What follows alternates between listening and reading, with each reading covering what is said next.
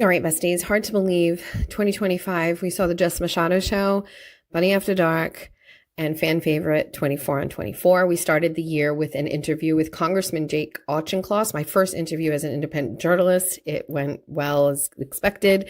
And then I started writing for my Substack. We documented things like the emergency shelter system, a Boston City registrar who was double dipping, stuff in regards to the Mass DOT, the state of emergency in Massachusetts. And we just wrote and wrote and wrote and wrote and wrote. And the whole time we started building this platform. And as each story, each thread, each video, each live tweet from a courtroom was posted, we grew followers and grew our base across all of our platforms. And everybody started to take notice, including the Boston Herald, who included me in this great story, and including the Mass GOP, where I was awarded Journalist of the Year award for all of my work on the migrant shelters.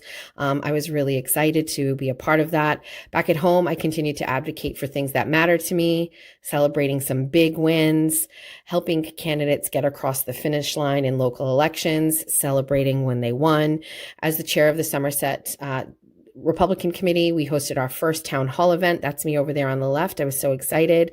And then we started covering the Karen Read trial. Little iffy with, how much access we got to the courtroom. But when I was there, I showed you things that nobody else could see. I got to hang out with this guy in the courtroom, which was pretty great, and get to, of course, give you angles that nobody got to see.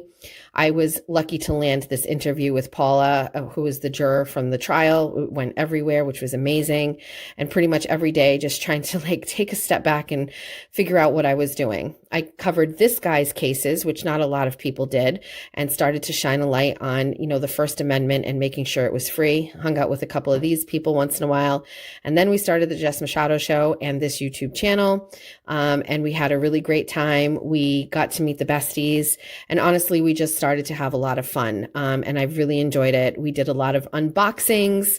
We made fun of some things, but it was really about building a community, getting to know people, being honest, having a good time, doing a couple of collabs, introducing the world to Jeff, and, igniting the bunny army that pretty much is everywhere now all the time. All good things must come to end, and the studio is no longer, but that's okay. Everybody made me realize that it doesn't matter where I do it. Everybody was still interested in what I had to say. Personally, I spent some time with my family. My oldest daughter graduated with her master's degree. My son, he graduated high school and started college. And my youngest daughter is thriving at her high school. This guy and I, we went to a bunch of concerts this summer. We got to meet a legend or two out in the wild, and we took a lot of drives out to this place, which is one of our favorites. I continued to advocate for candidates like this guy here. Oh yeah, and Mr. Keneally, and making sure that everybody knows what a great candidate he is so that he will get elected to be our next governor. This year, more of the same, more stories, uncovering corruption and talking about the stories that matter to you. I'm so excited for 2026.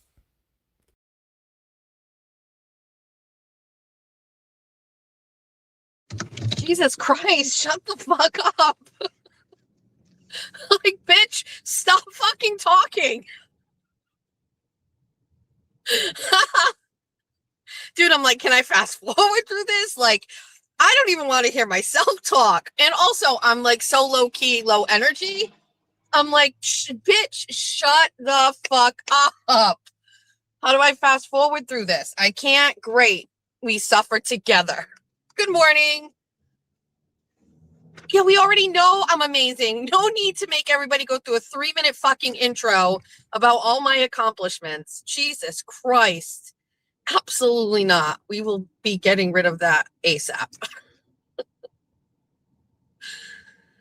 Hi, good morning. How's everybody? I'm great. I am great. On a scale of 1 to 10, 8.5.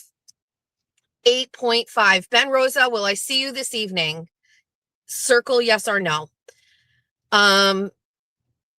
Good morning.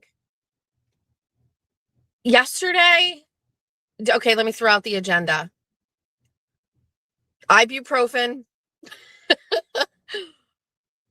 Patriots football, Golden Globes,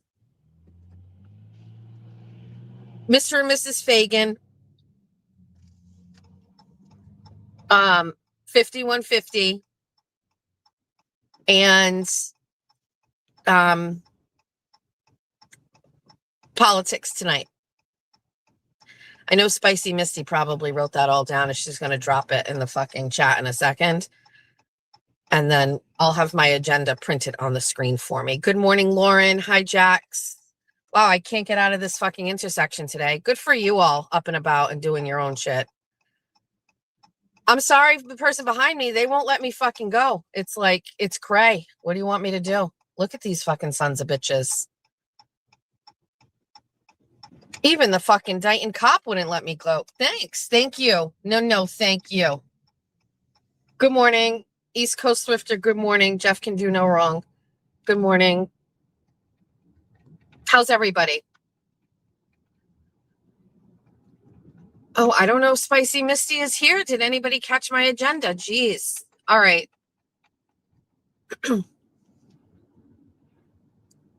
Okay.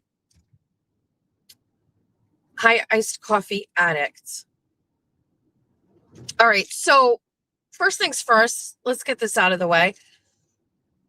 It is the first time in many years that neither my husband nor myself have had our football team in the Super Bowl. Just in case people don't know, 2020, the Chiefs were in the Super Bowl and we played the San Francisco 49ers and we won. The year after that, I might have this wrong, but I believe it was the Bengals and the Rams. So we were all off, you know. Then the year after that, it was, let's see, the Eagles and the Chiefs won. Then the year after that, it was, no, wrong. Back it up. The year after that, it was the Eagles and the Bucks, and Tampa Bay won. Then it was the Chiefs and the Eagles, and the Chiefs won. Then it was, do I have that wrong? Then it was the Chiefs and the 49ers. Yep. And the Chiefs won. And then last year it was the Chiefs and the Eagles won. Okay. And so basically what I'm trying to get at is it has been a very productive celebratory football season for either me or my husband for at a minimum the past 5 years. And for the first time ever, neither one of our teams are going to the Super Bowl. And, you know, not first time ever, but you get it. And, you know, okay, fine. But then on top of that, the fucking Pats are back, okay? And God damn it. It's not the Patriots that I don't like, because I'm 100% okay with the Patriots winning. That's good for the economy in Massachusetts. That's good for the morale. You know, when the only thing going on in January and February is everybody fucking avoiding opening their gas and electric bills, right? I love when there's football happening. It's great. It's great. I'm so glad you guys are all going to get that ice in your veins again. Let's fucking go. It's great. It's just, it's the Pats fans I know who have had a chip on their shoulder about the Chiefs and the Eagles. They are extraordinarily douchebags, and it's hard to deal with them. I'm happy for the general lot of you, but like some of you, not so much. That's my take, right? Because when I'm celebrating my wins, I'm not like going, fuck you, Patriots. I'm like, go Chiefs. But the guys I know, they're like, oh, where's your fucking Chiefs at? Where's your fucking Chiefs? I don't know. They're on vacation this time. We thought we'd give you a fucking chance. Go ahead. Go. My quarterback got hurt. He's letting you all win. Travis Kelce is going to get married. Like, it's okay. So I'm happy. I am happy, but I know I got to deal with some bullshit right now. You know what I mean? Which is fine. No problems. No worries. I did record Jeffrey during the last play of the game last night. And just in case, yikes, just in case there was a win, because it did come down to the last couple of plays, and I recorded it. So I do have memorialized my husband's reaction to him not going to the Super Bowl after being the Super Bowl champions last year. And it's not going to see the light of day right now, but maybe it will. I mean, everything is content, in my opinion. Sorry, Jeffrey. I went to Julia's house yesterday, which was so nice. It really was nice. We do have a little bit of a problem on our hands. Julia is very sad about not living at home. How long has it been since she's moved into our house? A couple months, right? She's sad. She misses home. She misses her siblings. She misses the dogs. She's sad. And she definitely got teary-eyed talking to me about it last night. I think this is still in the normal scope of, I think it's still like within the realm of being normal. She's still high functioning. She's just sad. She misses home. When I walk, I don't know what it is, but me and all of the people close to me, we all have like secret languages or whatever. But Julia is like, Mama, why you no come see me? Mama, why you no call me?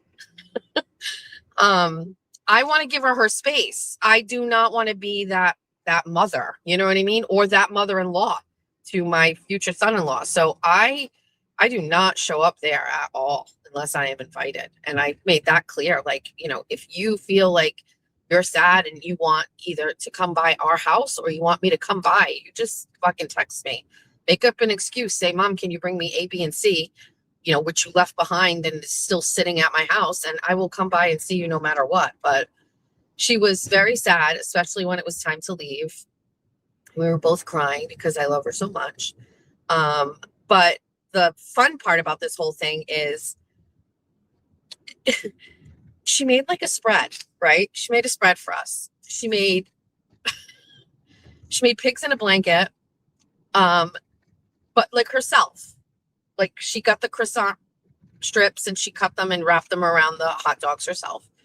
And then she made nachos with pulled pork and cheese and salsa. She baked them in the oven.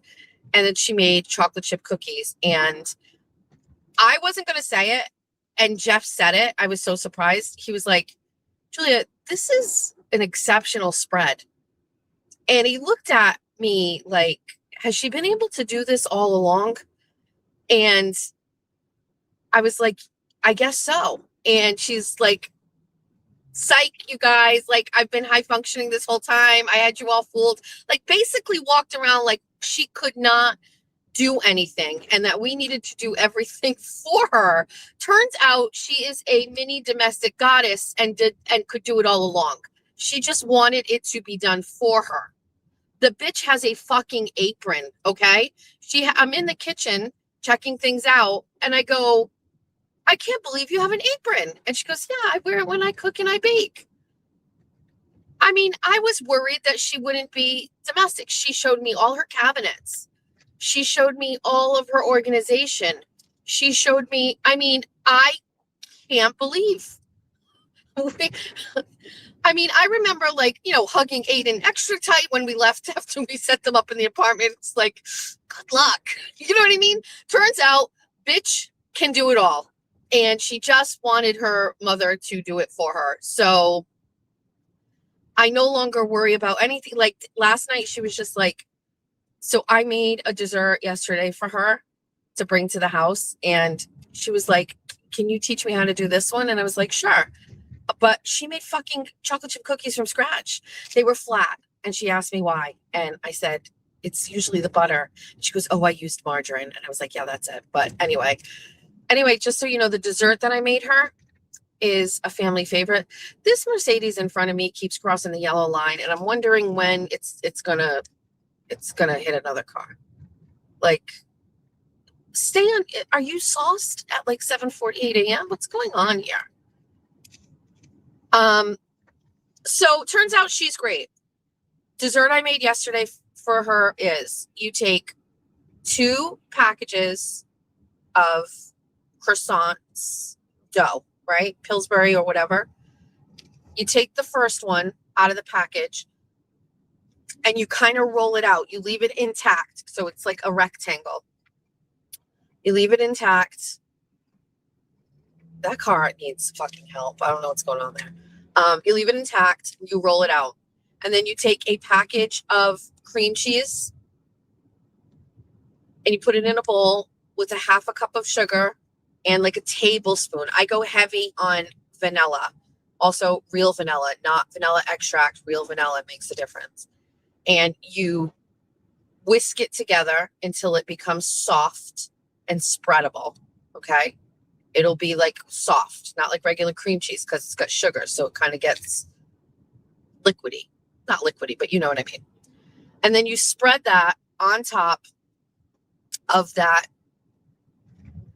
layer of croissants. Then you open the other one and you do the same thing. You flatten it out and then you put it on top. And then you're going to melt like a quarter of a stick of butter in the microwave. And then you're going to take it out and you're going to brush the whole top of it.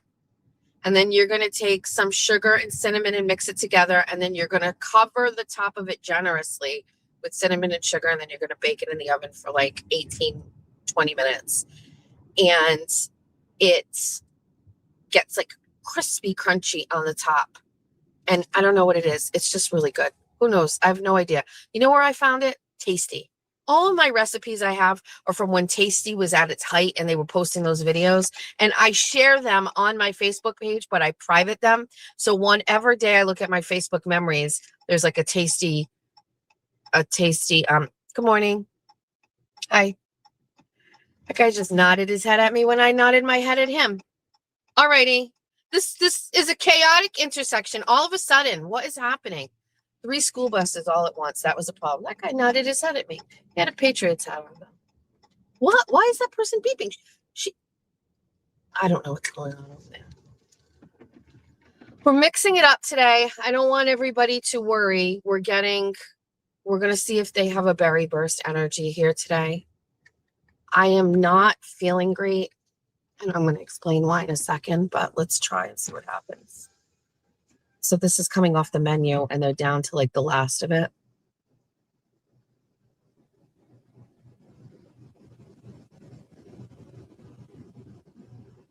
Ugh, what's going on here?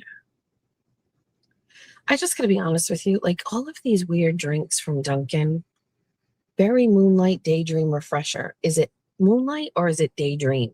Like which is it? Is it nighttime or daytime?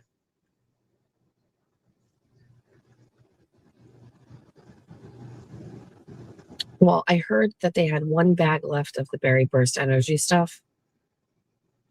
She told me we should have enough this week. That's not the reason why I'm getting this. But now they have these Megan's Mango Protein Refresher, Strawberry Protein Refresher, Almond Matcha Protein Latte, Caramel Chocolate Protein Latte. It's just too much. Good morning. What can I get for you?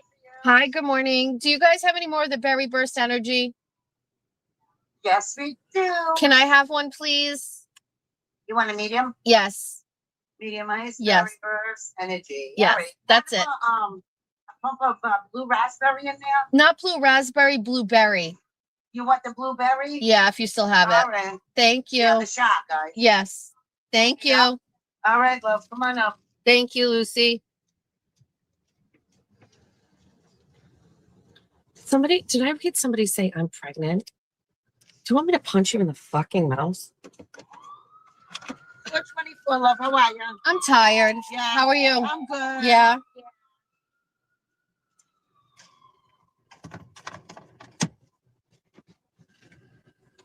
Mrs. Home, Mrs. You. I know it's sad.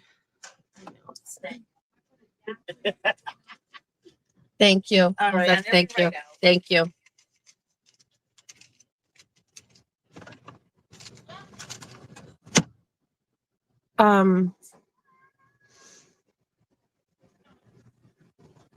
All right, hold on.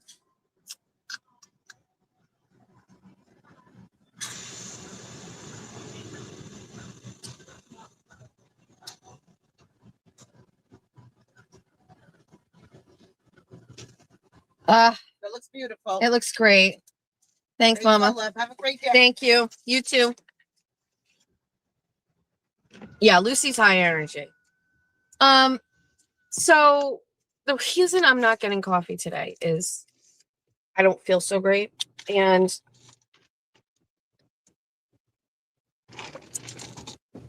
that hits the spot. So yesterday I woke up and said I was not going to take one ibuprofen. And I'm not like this all the time, but when I am feeling lupusy, and there's no rhyme or reason to when this happens, I get really run down and it is debilitating. And that is something I don't like to talk about. It is something I do not do well with mentally.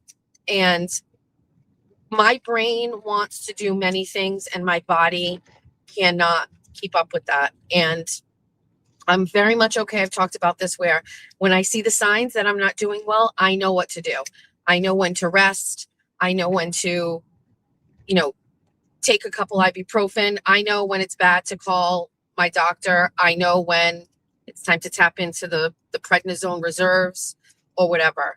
I thought I was getting sick when everybody was sick, when Jeff was sick, when Georgia was sick. And I may be still dealing with like having been sick, but not in the same way everybody else is. I have no real idea. All I know is that I have been pretty much uncomfortable, achy, like my two glands underneath my chin were swollen. And because I don't want to deal with pain, I don't want to be uncomfortable. I wake up in the morning and I'm taking 2 Tylenol. Like I did it on one of these live streams. I just take 2 I have them in my car at all times. I take 2 Tylenol or 2 Advil. And, anytime I start to feel like a little uncomfortable, I'm taking 2 Tylenol and Advil. You know what I mean? So like yesterday was a Sunday. I had nothing really to do. And I was like, I think I need my body to like fight whatever is going on with zero help.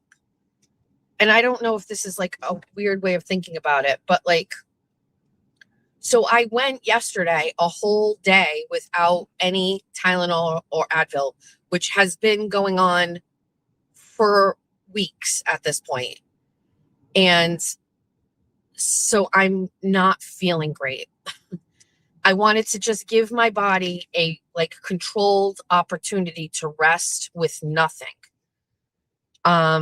And yesterday was the perfect day for it. I wasn't going to be doing any cooking or baking. I wasn't going to be, I didn't do big grocery shopping. I had nothing going on. So yesterday was the perfect day to do it, but it sucks. I was at Julia's and I fell asleep on the couch hard. At one point, I know if I had like Tylenol or ibuprofen, that would not have happened. So I'm just not feeling 100%, but I'm trying to push through it. Now, I have an event tonight in Bridgewater. Ben Rosa, I'm sure you're going. And my Republican Town Committee, most of the people want to go. So we are canceling our meeting and doing it next Monday so we can go to this thing tonight. And so I will most likely, definitely at some point today, chew on a bunch of ibuprofen like Skittles, but it is what it is. But I've been trying to push through it yesterday. I can't believe how hard it was to do that. It sucks. Anyway, because of all of that, I don't feel good. I don't feel right. My stomach feels weird. I thought a coffee might make me feel worse. So that's where we're at. Okay. Next thing I need to say. In between, and then eventually completely, I watched the Golden Globes. And I just want to say, I can't be the only one who didn't know one goddamn movie that was on the screen. One movie any of these people were in. I used to watch the Golden Globes and the Oscars and go, oh, there was that obscure movie that won that I had never heard of or that I had never seen. Every single fucking movie I have never seen nor heard of, except for the one that Timothy Chalamet is in with Gwyneth Paltrow. And the only reason I've seen that one is because reels of it show up in my fucking YouTube, and I'm not really even sure why. I don't know the movies. Something is wrong. I don't know what's wrong, but I don't know any of these goddamn movies. They're not impactful. They don't seem interesting. I'll go to the goddamn movies. I'll go to the movies. Just give me something to go and see, and I will go to the movies. I ran to go see Top Gun. Ran. I saw it twice in the movie theater. Great movie. Give me more of that shit. Take my fucking money. I'll go to the movie. But I can't go to the movies if you're not giving me something that even remotely appeals to me. And by the way, my kids aren't going to the movies. There's nothing appealing to them. So I don't know what fucking niche of people in the United States are going to see these movies, but I don't know any of them.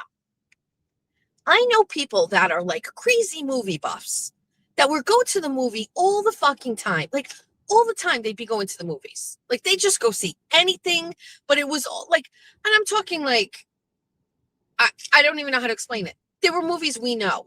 You know what I mean? My thing here is where is the regular movie for like a couple like my husband and I to go and see? I'm not going to go see the 5th fucking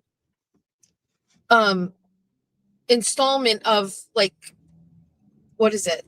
The comic book shit. I'm not. Even my husband's like, this is crazy at this point.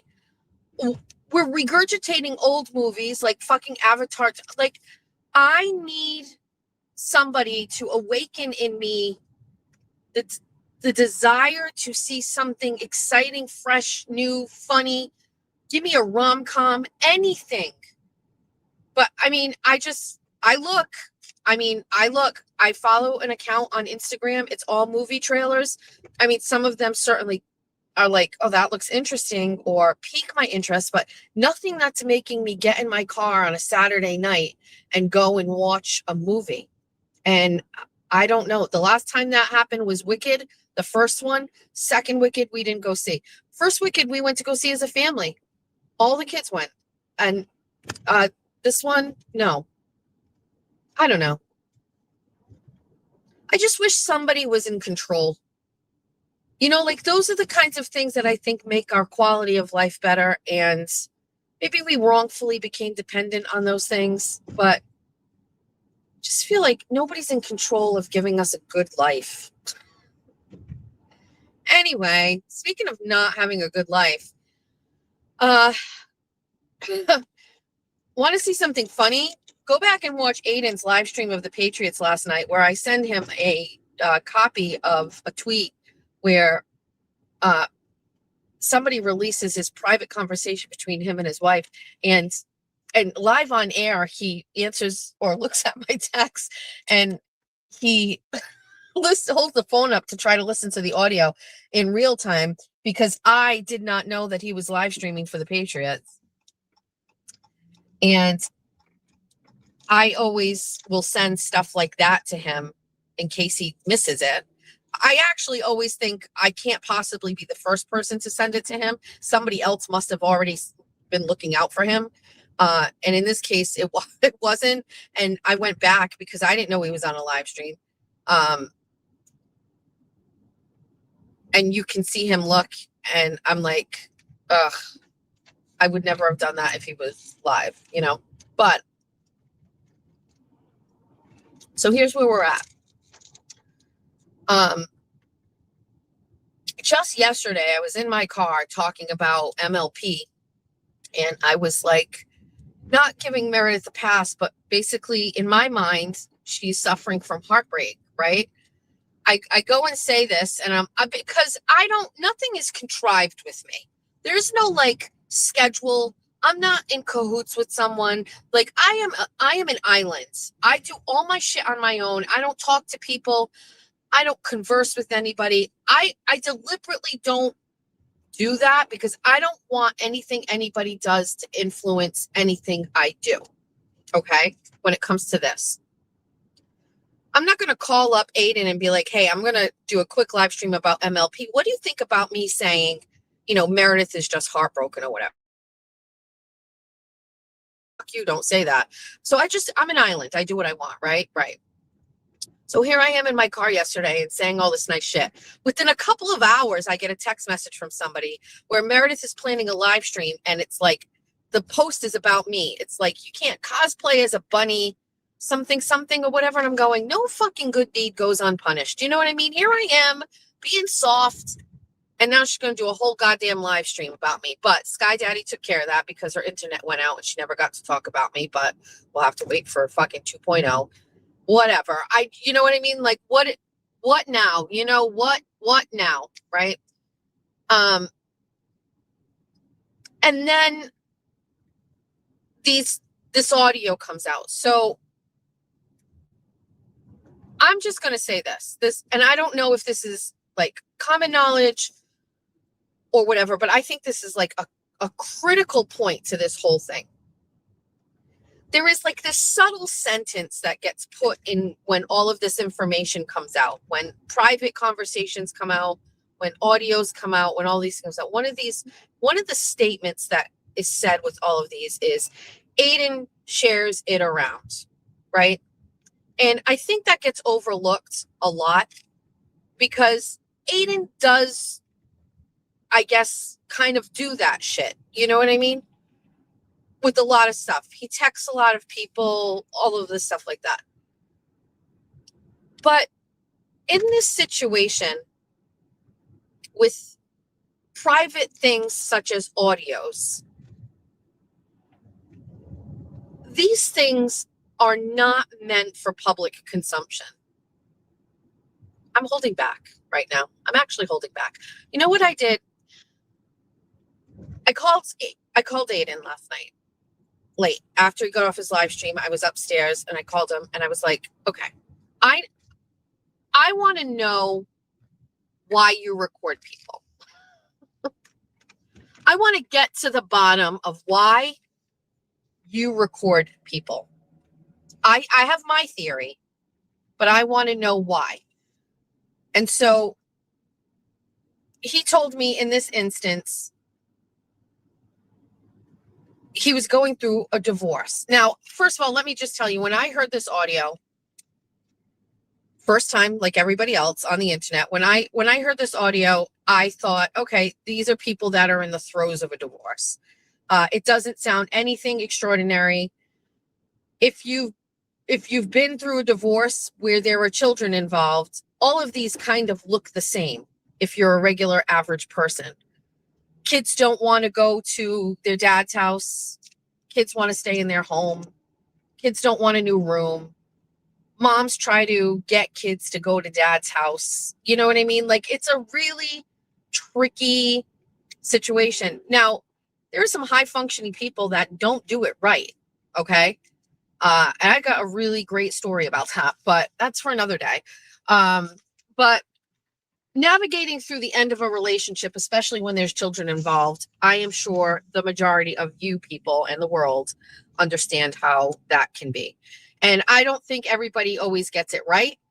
And what I heard in that audio is two people basically having a private conversation about the end of their marriage, and that's it. All of the intimate details about their marriage are out there for public consumption, but that audio never was meant for public consumption. According to Aiden, this was, quite honestly, for therapy and also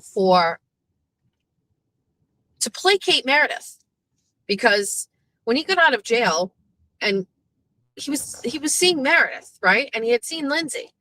And so I think I encourage him at some point to share this because I think it's important, right? I can't get any further into this than that, but none of these audios were meant for the public. Okay? None of them. And the only person that has made them public is Meredith. And she doesn't release them herself.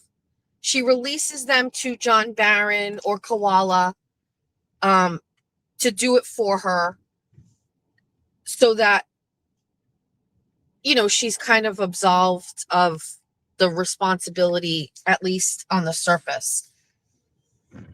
And that's fine. I'm not going to, I mean, she has people that will do it for her. You know what I mean? My thing is, I want to know why Aiden records people. And I would not get through the conversation like until we got to that that crux. Like, so I've never recorded anybody. Right? I've never recorded anybody. Like in a personal conversation, I've never felt compelled. And I think the reason why he does this, in my opinion, is that his brain goes too fast. When I talk on the phone with Aiden, he talks very quickly. He has a thought in his head and you're hearing it, but he's already thinking the next thought in his head. Now, I don't know if this is ADD. I'm not sure, but like he talks very quickly. He has a thought and he's getting it out and then he's on to the next thought. When I talk, and I'm an outspoken person. When I talk and I try to interject, you can tell I'm stopping a train of thought in him, right? And honestly, I believe he can't remember unless he records. I really believe he can't remember unless he records shit. I think his brain goes too fast and he needs to memorialize conversations so he can go back and listen to them. I think he needs to go back and remind himself. Now, it's different with all of the things like he writes stories about because there's receipts, there's websites, there's screenshots, there's other audios, and he can take all of those things and he can put them together into these really amazing stories and things that you can read in a very easy to read way, which we have all become accustomed to prior to even, you know, the Karen Read story, right? Like all of his stories, you know how they read. They read so smooth in a way that you follow it. It's chronological, it's detailed just enough, it's not too wordy. Like, but he's comprising those of screenshots, websites, messages, things that he can go back and read and he can see. And I think in the realm of his life and his interactions with humans, I think he records so he can remember. And and he agreed with me. He wants to be able to remember. And, you know, at this point, like, because prior to this conversation last night, whoever is a friend of him, a real true friend to him, at some point, you're not like, stop fucking recording people, dude. Stop doing that. You know what I mean? Like, stop it. You're fucking shit up. It's a bad look. It's a bad look for us who support you. You fucking recorded Karen Read. Like, stop doing this shit. But I'm also not going to just let it go like that. Like, I need to get to the bottom of it. I need to understand why. Because if you really think that he's a good person and he has a heart, then it's not some sort of like devious, maniacal shit that he's doing when he records. I really think this guy wants to memorialize so he can revisit it again until he learns it, until he understands it.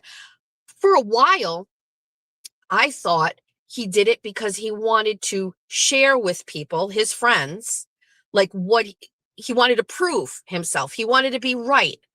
Like, see, listen. Do you know what I mean? And I used to say, I don't need an audio to believe you, dude. I believe you. If that's what you're telling me happened, I believe you. I don't believe that anymore. I believe it is his way of memorializing things so he remembers and he doesn't forget, because I think he forgets, because I think his brain goes too fast. Now, on a side note, just put that aside for a second. When I interview someone on the phone, not even an interview, when I call someone and it involves a story, I write notes. Old school notes. I have yellow notebooks, legal notebooks, and I write notes. Everything. Sometimes I do keywords. Sometimes I actually write sentences.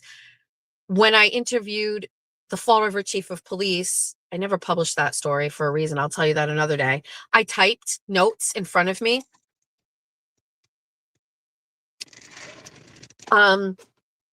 Because I will never remember, because my mind and everything is in the moment, in the conversation, but I want to go back and remember. So I'm not sure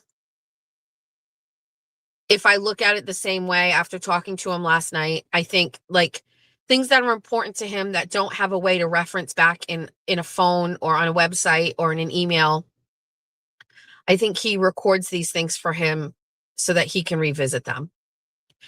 The second part about that is I don't ever believe that any of these things are meant to be published.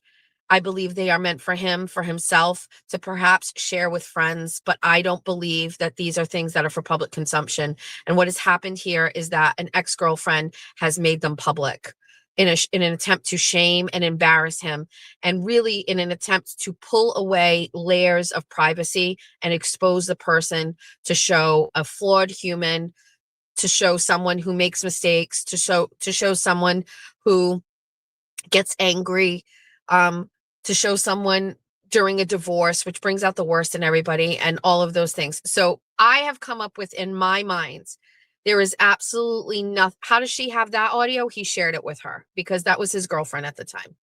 So that's how she got it. Some of the audio she got because she had access to his Facebook Messenger. Some of the audio she has gotten directly from him. And there may be audios that she has obtained on her own. I'm not sure he knows.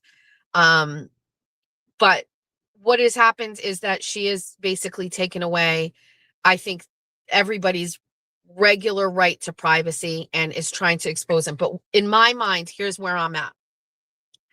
I've made a decision that, and this is nothing I've spoken to him about, but I've personally made a decision, unless Meredith releases some sort of screenshot or audio or communication of Aiden talking about murder, physically harming somebody, raping somebody, abducting a child, I'm talking like killing a kitten, anything like that, I don't care anymore. I don't care anymore. It's also almost none of my fucking business. Okay. And I'm not going to continue to even participate in like viewing or listening to stuff, because I don't know anybody that would be okay with their whole life, the most intimate moments, being public. I am telling you right now that that is something nobody wants. Nobody listening to this right now has a life that they are okay with being exposed publicly into a realm of hundreds of thousands of people. It's just, nobody wants that. Especially at your worst. At your best, sure. At your worst, no. When I've gone through separations and I've broken up homes, I'm not great. I'm not great.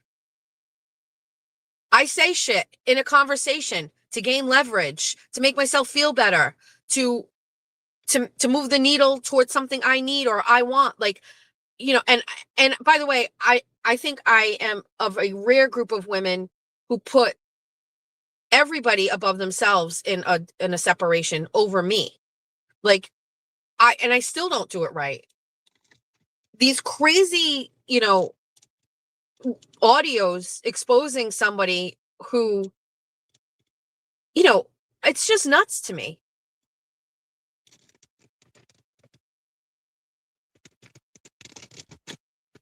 And I continue to go back and I'm like, to me, I'm just going to be honest, it's a breakup.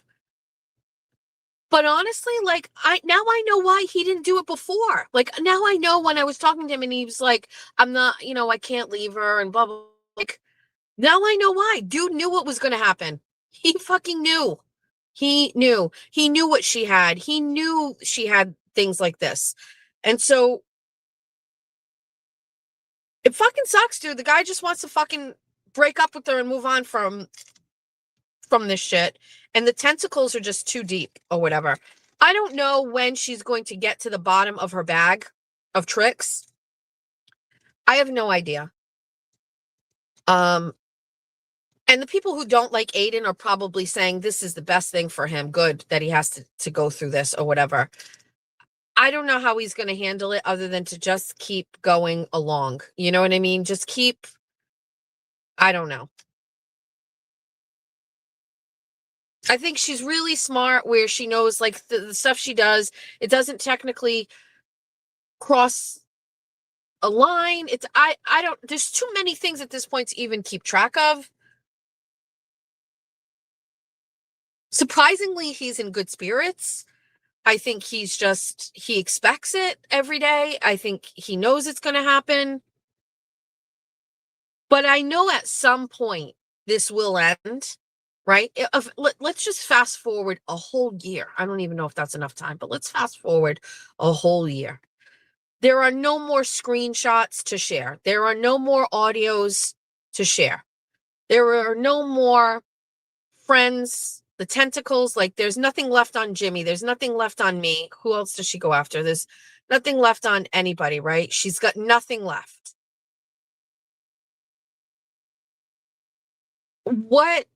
He's moved on.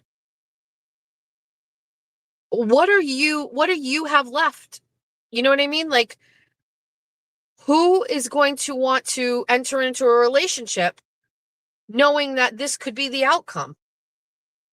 Who's going to enter into a relationship today, now, as you are every single solitary day executing some sort of an agenda against someone who dumped you? How are you going to, he's going to move on. Yeah, he has. And eventually the court stuff is going to be done. Whatever happens, happens. He will continue to push through everything. It doesn't matter. He can. When can we just fast forward to the end of this? Can we just fast forward to the end? Because how it's going to end is he's not going to be with her. So let's just get there already at this point.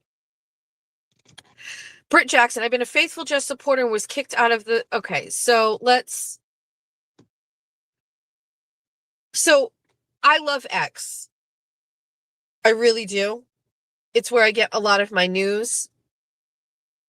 I'm this close to walking away from X. This close. Because there is a crazy, like, whole situation here with fake accounts that far exceeds anything I ever saw on Facebook. It is impossible to understand people. These burner accounts are out of control. I just don't understand what the fuck people are doing there, and it's getting crazy. So I'm letting everybody know I am this close to leaving. You know, I get paid from X. I'm monetized. And, you know, it's based on my tweet history. I have a couple of subscribers on X, which isn't a lot. I'm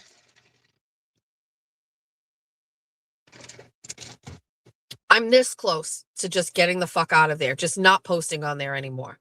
I can't keep track of these fake accounts. I can't keep track of people that are starting accounts just to disparage me. Like, it's endless, really. It's endless.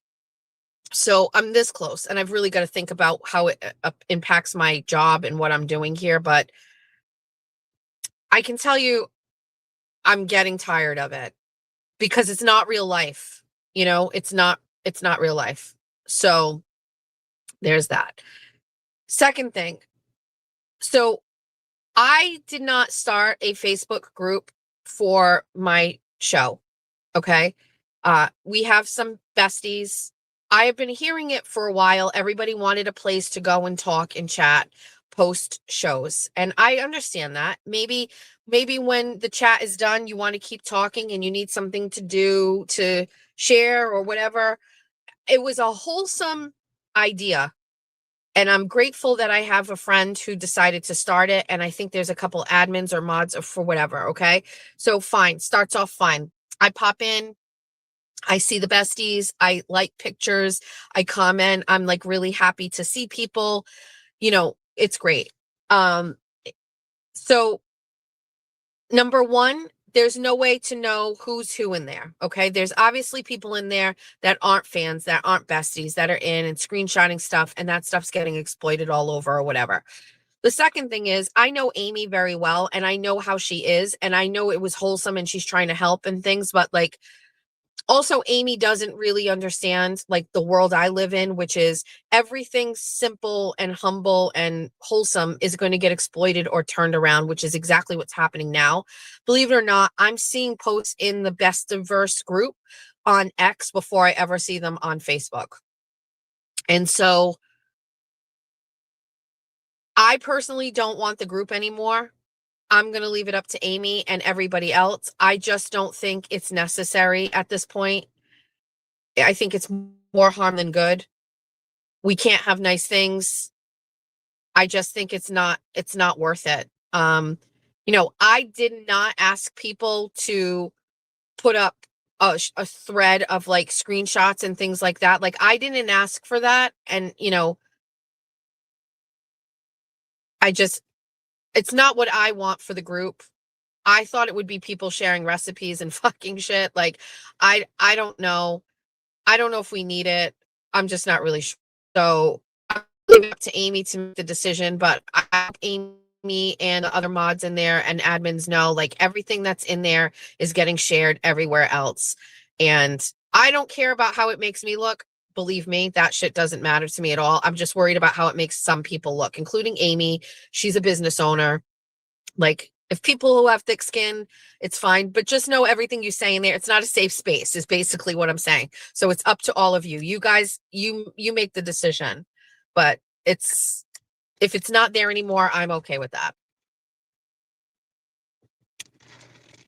Next thing. I talked about this yesterday very briefly when I did that quick live stream. I have made my phone number public. And I have been communicating with besties for a while. Since the very first time I put my phone number out there, I have people that have been messaging me. Some of these messages go back to early on when my show started back in like the end of the summer. Some are new people. And I get a lot of text messages. I'm not saying I'm embarrassed by this, but I know if I showed you how many people I communicate with via text message, you will probably be shocked. So the first thing is this. It's very hard for me to keep track of the people I'm talking to because I don't know them in real life. Okay. So sometimes when I'm talking to a person, they will say who they are. That might not resonate with me. Then they'll say what their screen name is. And I'll be like, okay, maybe. And then I still have to try to remind myself of who that character or person is when I'm texting them. Okay. And when there were only 5 or 6, 10 of these people, I could keep track of it. But as the text messages come in, I have very easily begun to lose track of who some of these people are. Now, some of these people I have communications with and there's depth to it, so I do understand who they are. But there are some people that I'm not sure. But what I did yesterday is I went back and looked. And there are people that I've been communicating with, and I'm not really sure they are who they say they are. And I apologize for people that this is going to be difficult for them to understand. But I genuinely believe that there are people so nefarious in this arena that they have pretended to be someone who is on my side and a fan, and they are actually not. And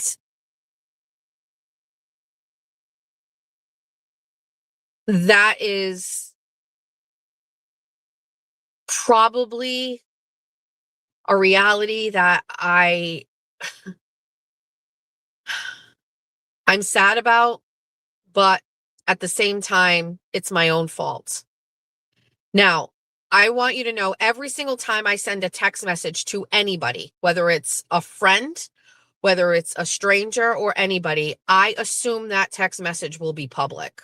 So I am very cognizant of what I write.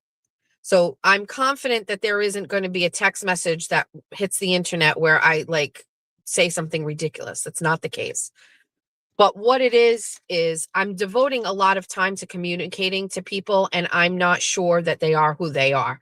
I actually believe I have 2 people that I'm talking to that are actual complete ops this whole time. And I didn't think so at first, but now I'm pretty confident. So I'm going to ask that no one text me right now. I have a couple of people that I will text and say I'd like to continue to communicate. But in light of the recent development that there are people that that they've been pretending to be a friend or a fan and they're actually not. And I know that because this is something I've just been working on for a little while. One I had already felt, you know what I mean? But it's so specific. Like they sent me gifts and donated. Do you know what I mean? Like a lot of people do. And you think that's kind and that's nice. And you're like, thank you so much. That is so generous. Thank you. You know what I mean? Like a hater wouldn't do that. So you never think of that. Right. And so it starts with that. And then the conversation changes.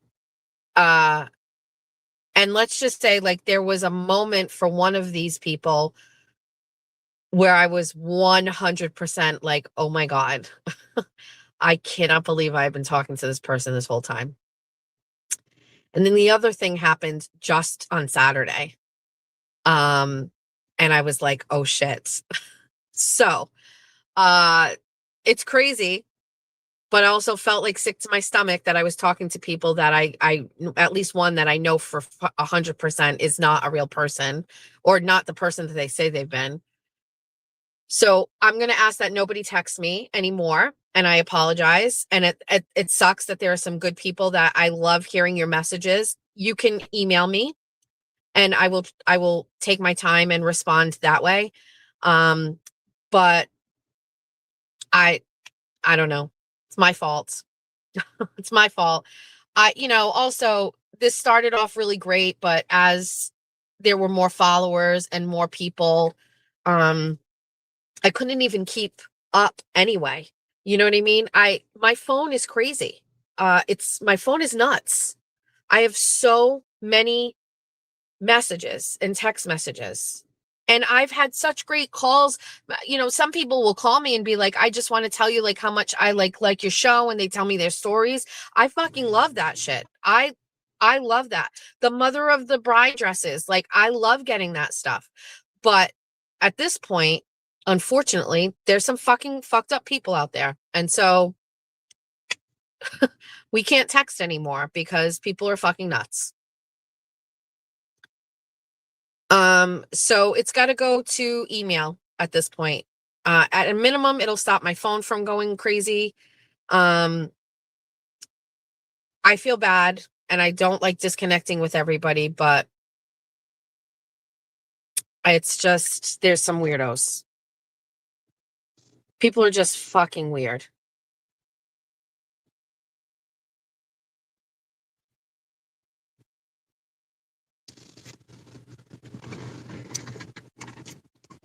So there's that. Mm-mm.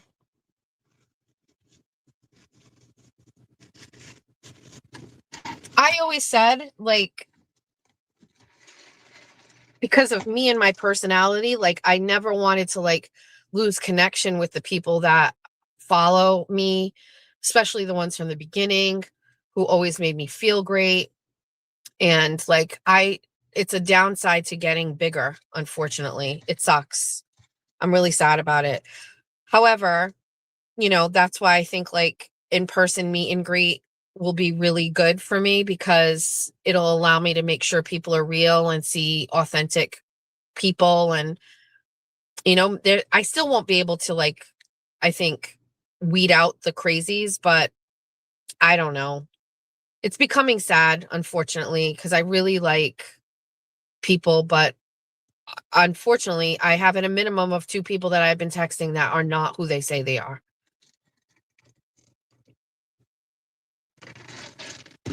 So there's that. So we may see a backing off of X. We will not be communicating via text. I can't believe it, but as I'm saying this, people are texting me. And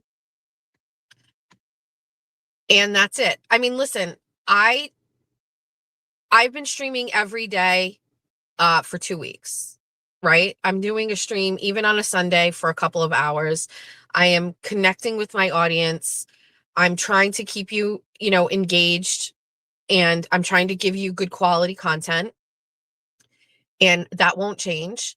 If you asked me 6 months ago if I would be streaming every morning, I would not think I would be. Thanks, Alley Cat. It's boundaries is correct. And I had very loose boundaries. And the only reason they're being, cultivated is because of bad people, I didn't put the boundaries up first. It's time to put up some boundaries. So that's it. So anyway, I just feel like, you know what, we'll connect every day at a minimum, Monday through Friday, and then on Saturday, and now even on Sunday a little bit. Sometimes I feel like that's too much. I don't want to abuse that. Like, you know what I mean? Like, I don't want to overshare, or I don't know. I'm determined to not let bad people ruin something that I think is good. And I think we're fine. But I think, unfortunately, there are just some real nefarious people out there. With that being said, it's time to move on to discuss the other situation, which is Meredith Fagan and her husband. So what I'd like to say here is very simple. And I'm very grateful. Again, a pro side to texting is that I have people who I can text and I can say, hi, could you please screen grab this thing for me? And I'm very lucky to have people that do that. One of my mods, Cyberchick, got one of my videos for me. So I went back, I posted it on my X account, but this is a video of me talking about MLP during one of my live streams. It's there. You can see it. If you're not on X, I mean, I'll try to share it on Facebook or whatever, but essentially, MLP was a fan of mine. MLP was a fan of Aiden's, okay? And for years and years, she was a fan of Aiden's. And she became a fan of mine and communicated with me via direct message on X and on Facebook. And in those messages, she talked about meeting me, coming to see me, wanting to come thrift with me. She said she loved me. And I didn't reciprocate any of that. I was kind, but I didn't reciprocate that. I know that if somebody that I've connected with here says, I would like to come and meet you for coffee or let's go thrifting, and it's somebody that I want to go and do that with, I will fucking go and do that with them. Okay? But for some reason, I did not feel like I wanted to connect with this woman. Okay? I don't know what it is. She looked like she had a nice home. She sent me pictures of things that she purchased inside her home. She looked like she had some money. That doesn't impress me. You know that, right? So like, I don't know what else to say other than I thought this was my son coming in. This car that looks just like, I don't know what else to say, but nothing. Obviously, looking back, there was some instinct there, but I did not want to spend time with that woman off the internet. Okay. And I don't know if that upset her. I don't know if she got mad. I don't know if she took like a slight to that. I don't really know. But like, I was very kind and I was like, sure, let me know next time you're down here. Right. But there were messages where I wasn't responding because I just didn't feel right. And by the way, in those messages, she shared about her life. I know where she works. I know where she lives. I know where her son goes to school. She shared all of those things with me, and I've never shared any of that with anybody.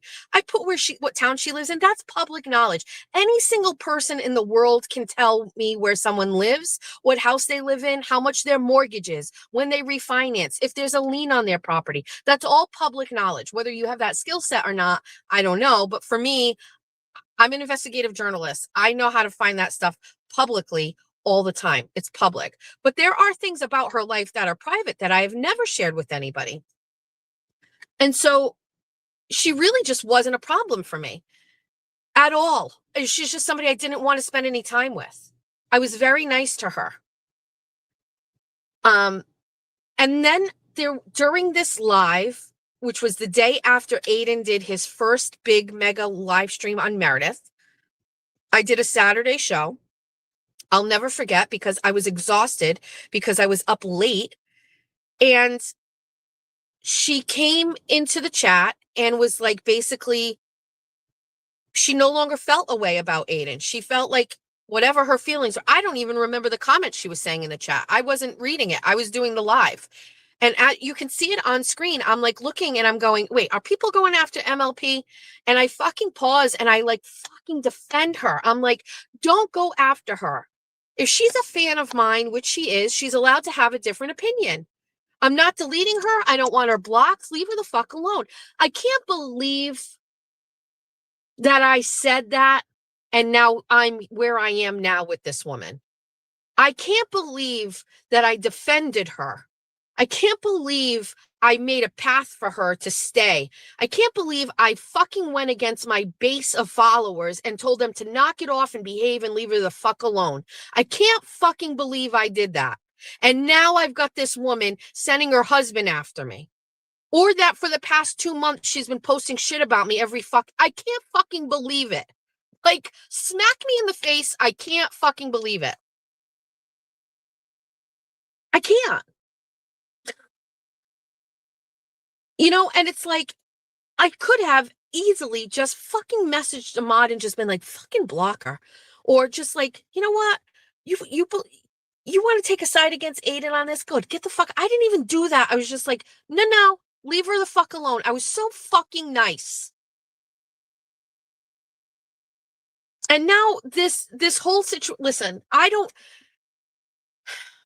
this woman seems very much convinced that I am behind a fake Facebook that has been doxing her and her children. I am behind a fake Facebook that is doing A, B, C, and D or whatever. And she seems very upset about everything that is happening to her from this account. I can't tell you how comfortable I feel about this. Please call me. Whatever detective is listening to this right now, call me and tell me where to go. I'm going to come and sit down. You can question me.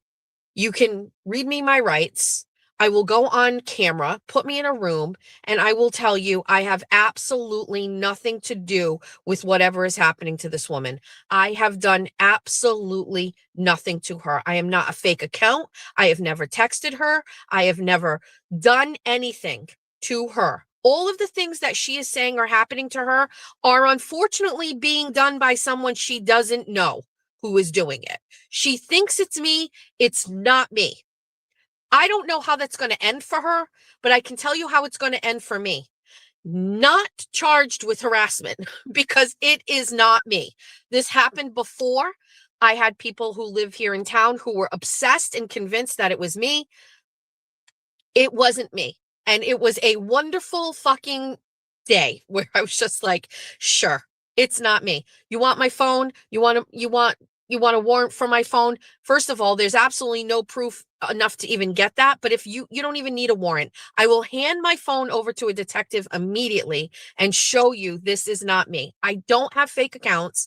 I don't have a burner account on X. I don't have a burner account on Facebook. I don't do this. It's not my style. I will say you're crazy right here on my own platform. I don't need a fake account to say it. I will say, it looks like this woman is in the middle of a fuck around and find out situation because she has been running her mouth for a long time, empowered by some people around her that have obviously been doing this kind of shit for a long time. And she is getting a taste of what the internet is like. And it's terrible. I don't feel bad for her. But this is just what happens. And then for her husband to start messaging me and coming after me, no. Threatening me, no.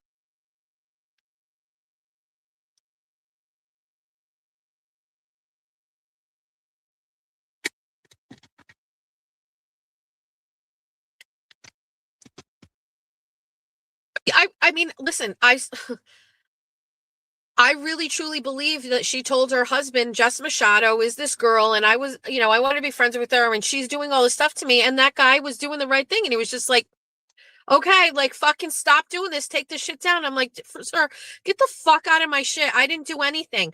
Like, it's crazy to me you are going all in on this. Who's telling you to go all in on this? Are there people surrounding you that are like, it's definitely Jess, and they're saying that because the whole time they're the account? I don't know what's happening, but you're not.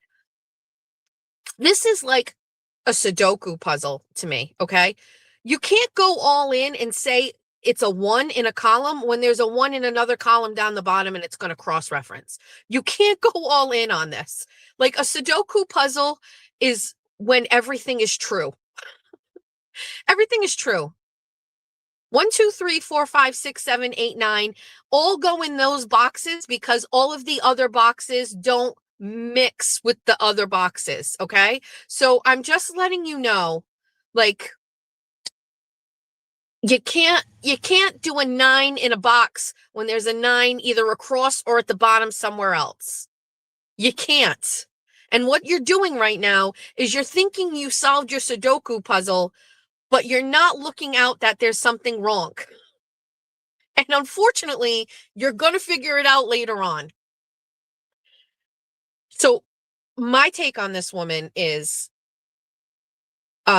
she's dangerous to me because flagrantly accusing me of doing all of this shit is nuts.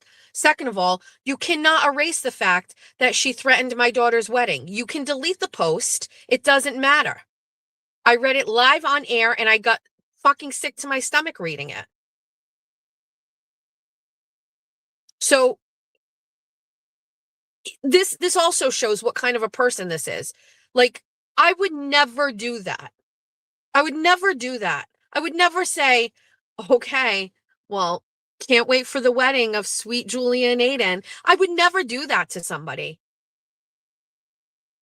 That was a threat, 100%. And it's memorialized and you did it. And you know what?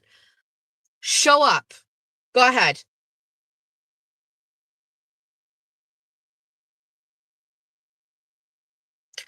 I'm just going to say, like, this woman wanted attention on her. It started with the day where she said, I want to do a Spaces, but I don't know how to do a Spaces. And so she subcontracted it out and somebody hosted a Spaces for her and she hosted it. That was pretty much it. She dipped her toe in. She thought this was a safe place. And she surrounded herself with people who really don't like follow like human decency on the internet. And she got sucked into it. And now her husband's involved in it and her kid's involved in it or whatever. But I don't feel bad at all. I don't feel bad at all. If people want to make wrong decisions and want to get involved and do weird shit and threaten people and, Meredith Fagan knew what she was doing when she wrote, can't wait for sweet Julia and Aiden's wedding. She knew what she was doing. She knew I would read that and I would interpret that as she was going to do something to disrupt my daughter's wedding. She knew what she was doing when she wrote that. The irony here is that I don't have to do anything. This woman is going to self-implode on her own. I don't have to do anything with this woman.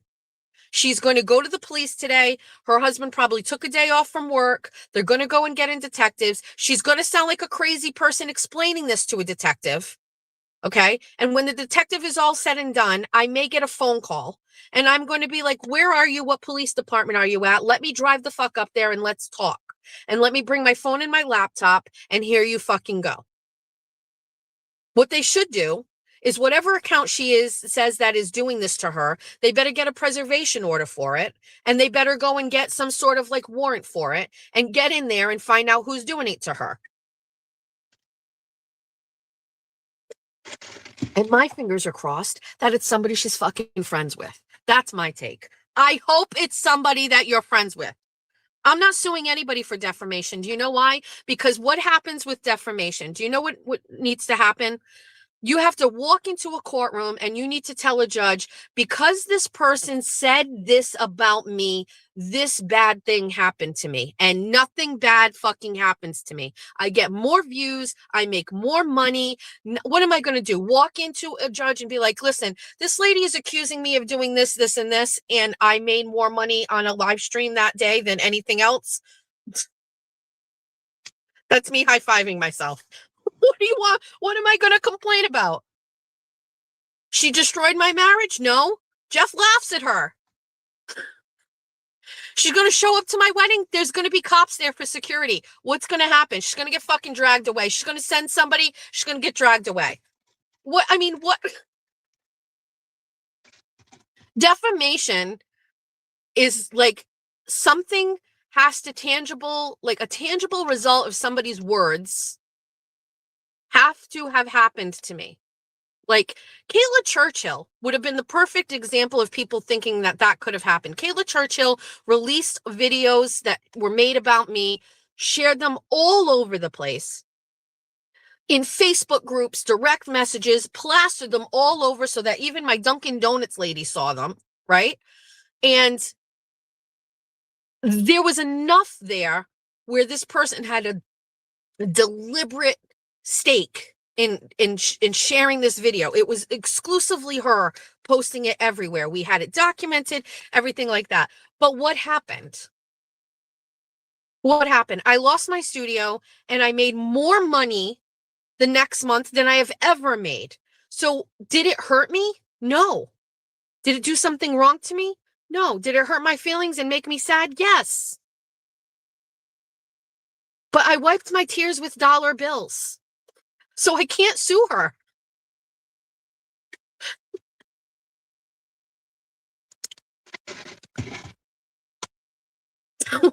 What can I do?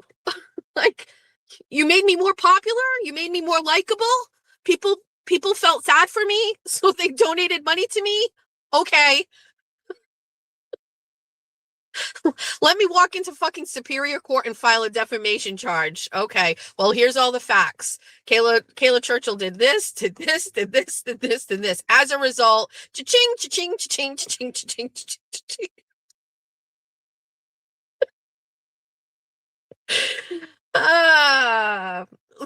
What is this woman doing?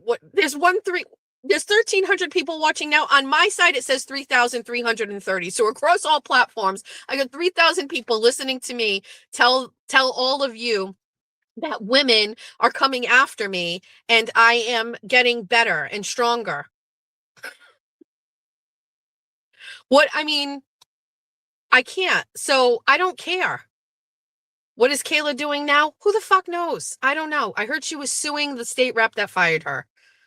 I have no idea. I hope she's doing well, because when people do well, they don't bother me. Like, that's why I don't bother other people, because I'm doing well. I don't have time. I'm too happy doing my own shit. I don't have time to think about these people. It's actually a distraction. The other thing too is Nan. Nan has now started taking to putting up threats and saying, you know, Jessica should be focused on her assets and get everything right in case a lawyer does blah, blah, blah, blah, blah. Okay. So I got a short list of attorneys that if I ever need them, that I can call. The first person I would call would be Kevin Reddington. Kevin Reddington loves me. He's maybe listening. Good morning, attorney. I'd call Kevin Reddington. That'd be my first person I'd call.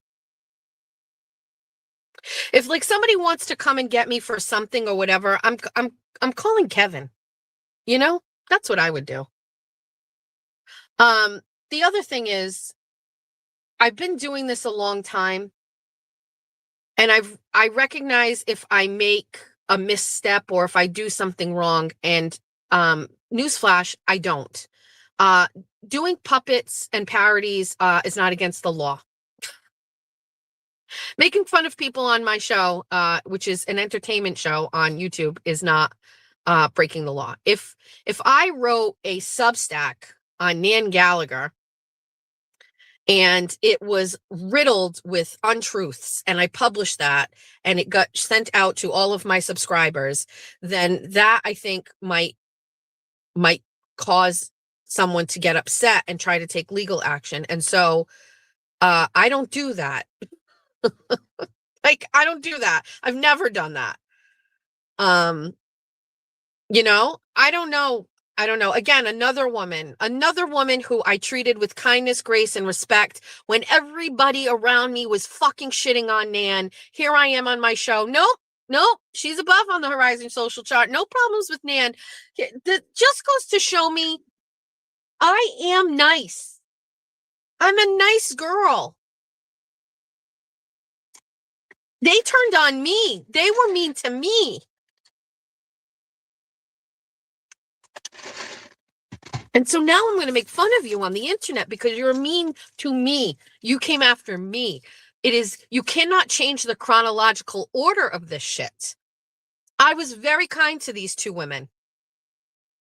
Because, like, when you break it down, that's how I am as a person. Everybody by default is on the Horizon social chart in the middle. That wasn't a joke. I know it's like a fun skit now and everything, but that's me. That's how I approach everybody. Everybody starts in the middle. How I act after you fuck with me, that's not my problem. I'm sorry. At this point, there's enough of fucking shit out there where you should know how I act when people fuck me over.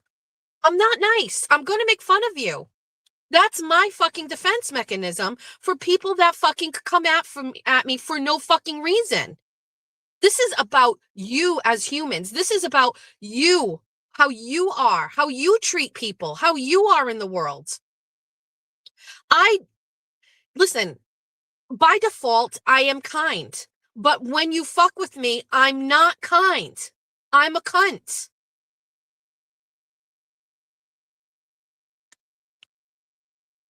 I don't deliberately ever fucking fuck with people. It's a result of your own actions. If you fucking fuck me over, I am going to fucking be a bitch. Listen, Brian LTL is the perfect example of that. Good morning, Brian. I didn't like being subjected to Brian's fucking shit within this realm. I didn't like it. I know what he said to me. I know what he was talking about when I was talking to him. I know the shit that he subjected me to when he was talking about these other content creators. I don't fucking like it. I don't deserve that. I came into this with nice kindness, professionalism. I'm happy to come on and talk on your show about Karen Read and what I saw in court that day. I am not required to listen to you shit on other content creators. I'm not your sounding board. I'm not interested in you telling me that A, B, and C are out to get you and scheduling their live streams around yours to take viewers and money out of your pocket. No fucking way. And when I came into this arena, the most important thing for me was to disconnect myself from you because I knew eventually everybody would know what I knew. You should have taken that, listened to me, and parlayed that into a change. But you know what? Here's the problem. You knew I was going to be better than you. Brian knew I had it. Brian knew I had that it factor. Brian knew that people were going to listen to me and watch my show. Brian knew that I could hold and captivate an audience. Brian knew I was funny. Brian knew that I was going to get the views. And Brian was threatened by that. And that is why he had a breakdown from day one. Instead of fixing himself, instead of learning from me, instead of taking cues, he spiraled. And there was a way that could have been handled and a way he could have done it, and he didn't, and that's it. It was all because of jealousy and a threat. I was a threat to him, and that's it. That's why it was so bad with him. And I knew I knew how he was going to be. So I'm not the cause, I'm the effect.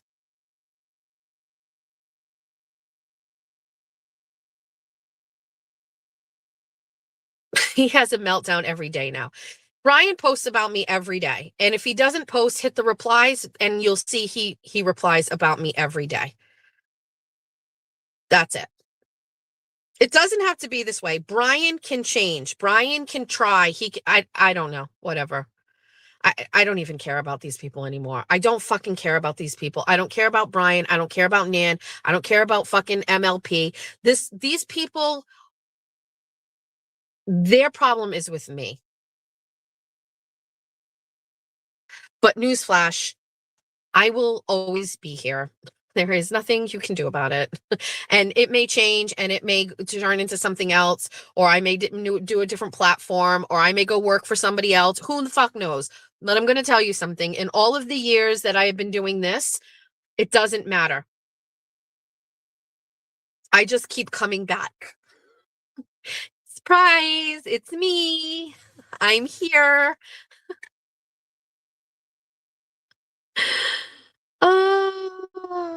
I need to leave you all here for 1 second because I'm going to see if my guest is ready. So can you all stay here for 1 minute? Don't leave.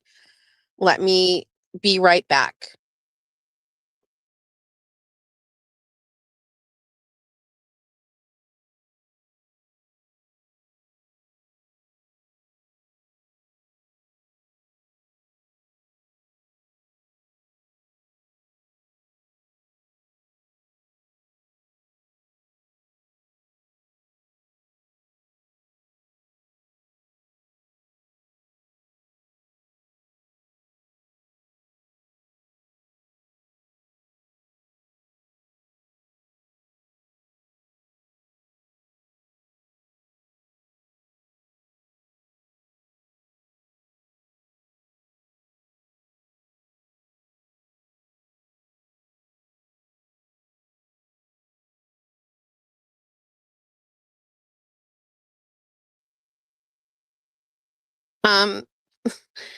Listen, RBB just sent me a picture of their driver's license to confirm who they are because they don't want me to stop texting. So they sent me a copy of their driver's license. Great. All right. Please don't do that. Is anybody going tonight to the event?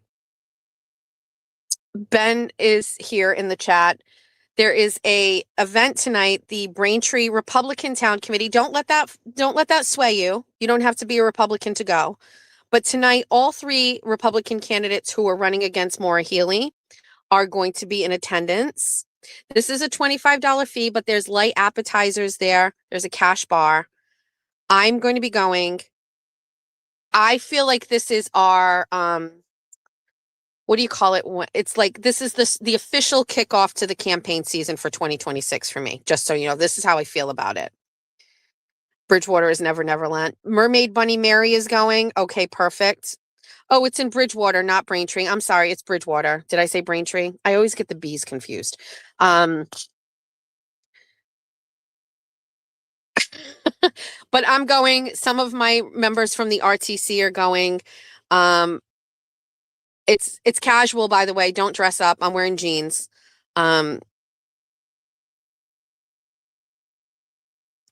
Perfect. So it starts at 6 p.m. By Erin Lahack. Have a great day. Um, so I'm going to that and I'm very excited. I'm actually very excited to like see all of these candidates together and talking. You're broke, but have a great time. I wonder if there's a way that like my committee could pay for a couple of tickets. You know what I mean? I don't know. If I have an option to get tickets for people, I will post it on my X account. As I say, I'm going to get off X. But anyway, that's what I'm going to go doing tonight. I made a mistake yesterday. Kelsey's hearing is tomorrow. It's not today. I actually didn't make a mistake. Somebody texted me and I went back and looked and they 100% texted me that Kelsey's hearing was today. And I don't know if that was done deliberately because I don't know who this account is. It was a random number. But Lauren's saying I'm not leaving X.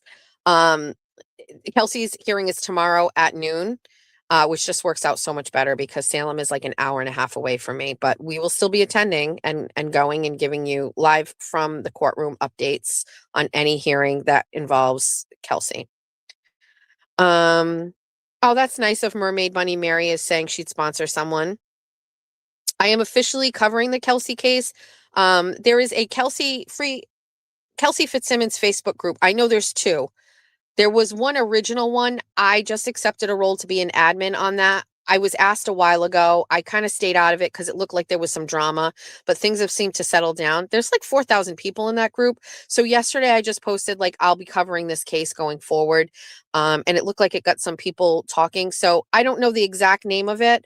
Somebody should find it for us and post it, or maybe I will when I get home. But, yeah, I said I was going to cover it. I did send an email to Tim Bradle. I asked if Kelsey would be interested in answering some questions. I never got a response from them. I, again, didn't expect it. You know, again, has nothing really to do with the case. It has to do with Courtney, and Courtney obviously put the kibosh on that, and Courtney, whatever. I figured as much. I certainly was going to try. I am going to cover it because from what I'm gathering, nobody is really happy with Mike Crawford covering this. It's not exactly what they want. And so we can give people an alternative. And again, this year, now that the 6-month situation with YouTube was done and under, we hit 9,000 subs, which I'm very proud of. You know, we built that base. We got this show going. It's a revenue stream.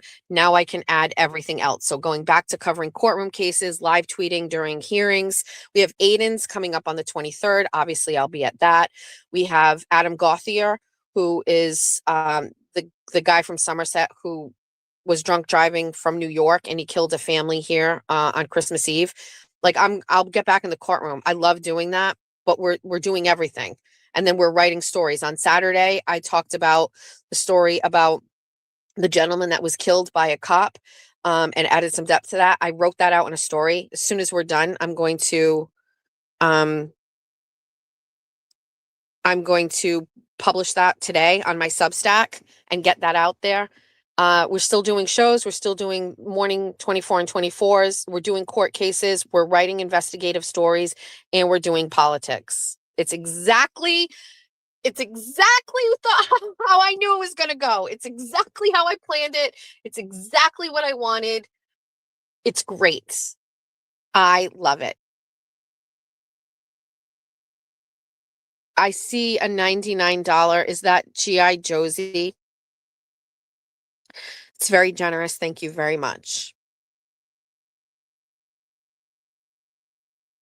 Thank you.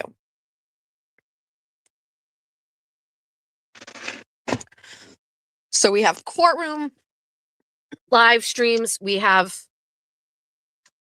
hold on, let me see something. We have courtroom live streams. We have investigative pieces.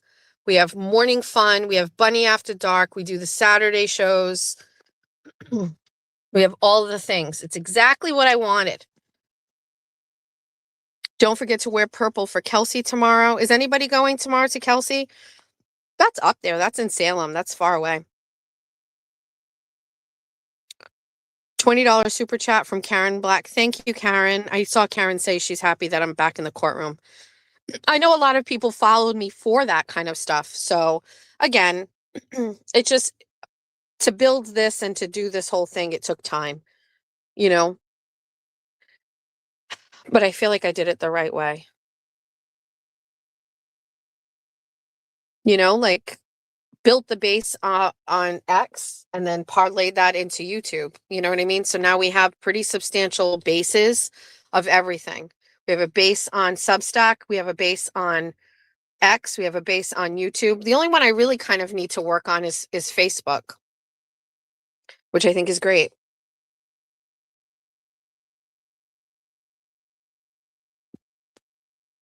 I think I have a guest coming on. Just give me 1 minute. They're asking for a minute. That is how people really started following me. I gave all of the jurors nicknames. If you remember the first trial I gave, and I kind of got a little nervous because people were getting mad at me about stuff, like not mad, but like I was giving too much. But like I called the foreman Vineyard Vines because every day he had like a half zip that reminded me of Vineyard Vines. You know what I mean? Like Kris Jenner was Paula Prado because she was the most stylish one and she reminded me of the Kardashians. But I didn't want to say Kardashians, so I was just like, I called her Jenner. We had Mama in trial 1. She was the older lady that looked like she'd be knitting a sweater. I mean, that is really what I wanted people to get a visual in their heads of what I was looking at, you know? So it was fun for me. I loved that. I missed that. The worst part of trial 2 was the inconsistencies with being able to attend. It really fucking sucked. And that randomizer thing, you thought I was Steph Machado from Channel 10. No, just little old Jess Machado. That's how I found Jess. Andrea Burkhart gave you a shout for your court coverage. So, I will never not appreciate those law tubers like Andrea and Melanie, who, you know, people were in her chat who were watching my live tweets and then they were streaming and they were like, oh, there's this girl in the courtroom, and they would pull up what I was saying, you know, and again, it was crazy, but how do you differentiate what I'm seeing from what everybody else is seeing? You know, you've got Ted Daniel, like a legend, you know, on the side of me live tweeting, you know, basically what you're watching on TV, but doing a great job of it. You know what I mean? And then Sue, you know, also doing the same. Listen, I know Sue copied me. She started to see how popular my shit was, and she was like, let's do this. Oh, wait, my guest is here. Oh, wait, how do I get it? Hold on. How do I find... This is very hard to do with a phone. Where's my person? Here he is. Hello. Good morning. Good morning. Thank you for joining. Oh, good Lord. Of course. Thank you for having me. I was listening to some of it when I was in the car. Oh, wonderful. You finally learned your lesson about giving out your fucking phone number. It's now like, I'm like, oh, okay. Okay, finally.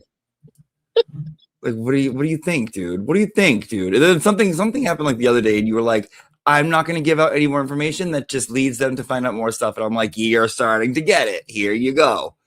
And then Don't worry about it. Whenever you were like, I think some people here are pretending to be my friend when they're really not. I'm like, no shit. Jimmy, you're just light years ahead of me with this. I No, didn't it's listen. I'm sorry. I do it. I told you it. Like I know the type of person you are. You got to figure it out. Then that's fine. That's Sorry. fine. No, that's fine. But like, it's crazy, right? Isn't it wild? It is. No, Yeah, like I it's think I had to learn insane. it the hard way. Oh yeah. Yes. Still might be It's learning it. bizarre. I don't know. I can't even trust you, Jimmy. I don't trust anybody. I'm gonna say you can, but no, keep that attitude. I still wouldn't either. I don't even trust myself. Sometimes I'll be in a situation I'm like, ooh, I'm not that trustworthy. I'll fuck myself over. Jimmy, this can't go off the rails really fast. I had a plan in my head on how we were going to do this, and we're not even starting it right. Listen, I'll thank get you for professional. joining the show today. We Oh, have thank you you. here on the show today because we're hearing that you are launching a new album. Can you tell us all about it?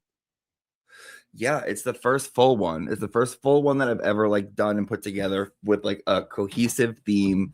And I have like the bones and like the meat of it. It's like basically it'll be done in 3 weeks. It'll be perfect in 3 weeks. And I'm just so fucking excited. It's all about Nan. Yeah. And it's called the C note, because like C note for like money, C note for songs, and C note for like the word CUNT. Yeah. So it like works out Yeah. that way. Yeah. And it's like it's just a healthy way for me to express my complete dissatisfaction for what that child of God has chosen to do with their life, you know? Through a creative way, in a creative way. Yeah, because that's how I deal with things. I can't go out there and be like, fuck you, bitch, like, or whatever, and like actually wish like actual bad things. It's like, no, now I gotta play. Now I'll play with it. Yeah. Yeah. So you recognize that there's a creative outlet for this. You've been working on an album. I've heard that there is like a track list. Do you have a track list? I do have a track list. Yeah, I have Is that something you would share with is that something you would share for the first time with my listeners today? I don't see why not. Right? You guys are hearing this first. We have Auntie Deb is going to be releasing a full LP. It's called C Note. We're expecting it in 3 weeks, but we're very lucky today to have him here, and he's going to share his tentative track list with us. This is a first time happening. I mean, grab it. This is breaking. This is breaking. This is, and I would only do it for you. Okay, so yeah, the C note, yeah, and then underneath on the front, I wrote parody, satire, and criticism protected under fair use. And then underneath that, in really small writing, I wrote #1 Cocker Faniel. And then today I posted a picture of a Stanley cup, but it's like the Staniel, and instead of like the lion, it's a Cocker Spaniel. Because she's back, dude. She's back. The Daily Blaze came back on the 10th, and I wasn't fucking ready, dude. I wasn't ready. I don't know about anyone else, but I need a yellow jacket. I wasn't ready. Look, I liked the jacket. I did like the jacket. I thought she actually looked pretty. She did look good. No, she did. She looked good. But I couldn't get over the fact that there was some sort of a scripted thing going on with her own child, and that was just, I can't understand it. Oh no, that's just off the cuff improv. That he does that all the time. Just his own. Yeah, he doesn't want to go on Snapchat. He doesn't want to play PS5. He wants to ask mom journalism questions in the car. He's really ahead of his time.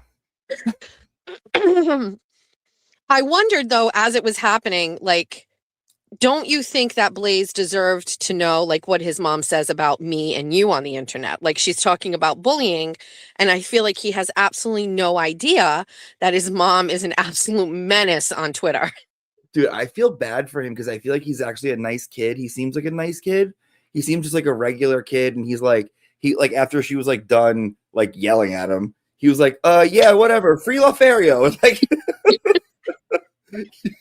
he wasn't even Free from listening. what though? Free from what? From herself, probably. I feel like he probably knows the truth. You know what we should bring? You know what? I want Fat Fario to come back. I want big man. I feel like she'd be cool if she was big. First of all, I feel like my listeners have no idea, but this is exactly how a regular conversation with Jimmy and I usually goes. I struggle with emphysema laughing. I can't control it. My abs hurt.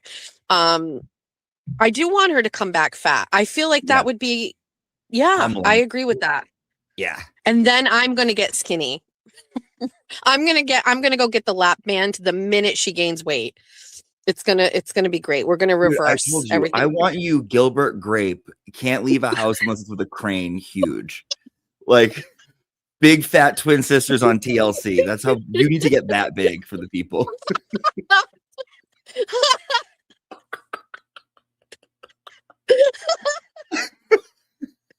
Tears. Like, oh, Meredith, you think I'm fat now? Okay, bitch. Just fucking wait. Wait till I have somebody having to lift my leg up to like put powder underneath it on my like Wait, big no, bed it that I just never hurts to leave. even. It hurts to wake up. You know, like. It does actually right now. You didn't even forget it. Listen, can you read us? Can you read our track list, please? Sure. Okay, so the first Thank you. one on the CD is "Don't Mess with My Nan." Okay. Okay. The second one is Nandy. Third one And that is that's Nandy from Greece. Sung by Danny perfect. Zuko. Yeah. Oh, Third one is an old country song, "Stand By Your Nan."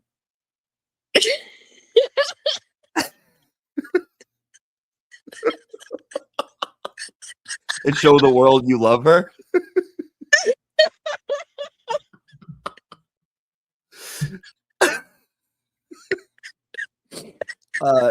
The next one is an ode to her hats and her super chats, and it's called "Big Red Fat Super Chat" in the stylings of Yakety Yak, Don't Talk Back. So I have to pause you.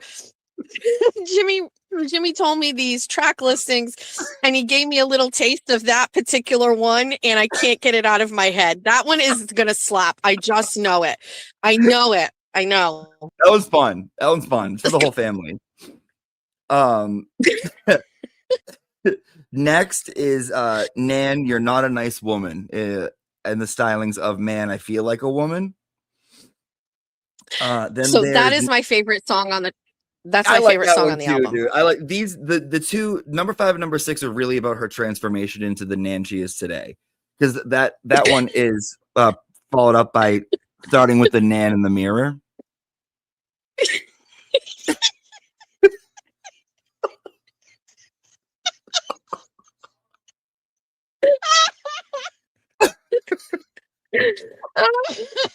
Okay.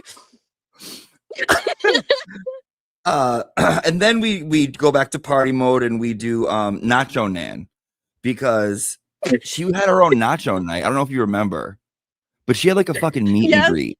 She had a meet and greet, dude, at like a nacho night. Like Nan hasn't done a meet and greet since the 90s. Like, I was surprised. I thought they were gonna run out of wristbands. I had to get in line. I was pumped.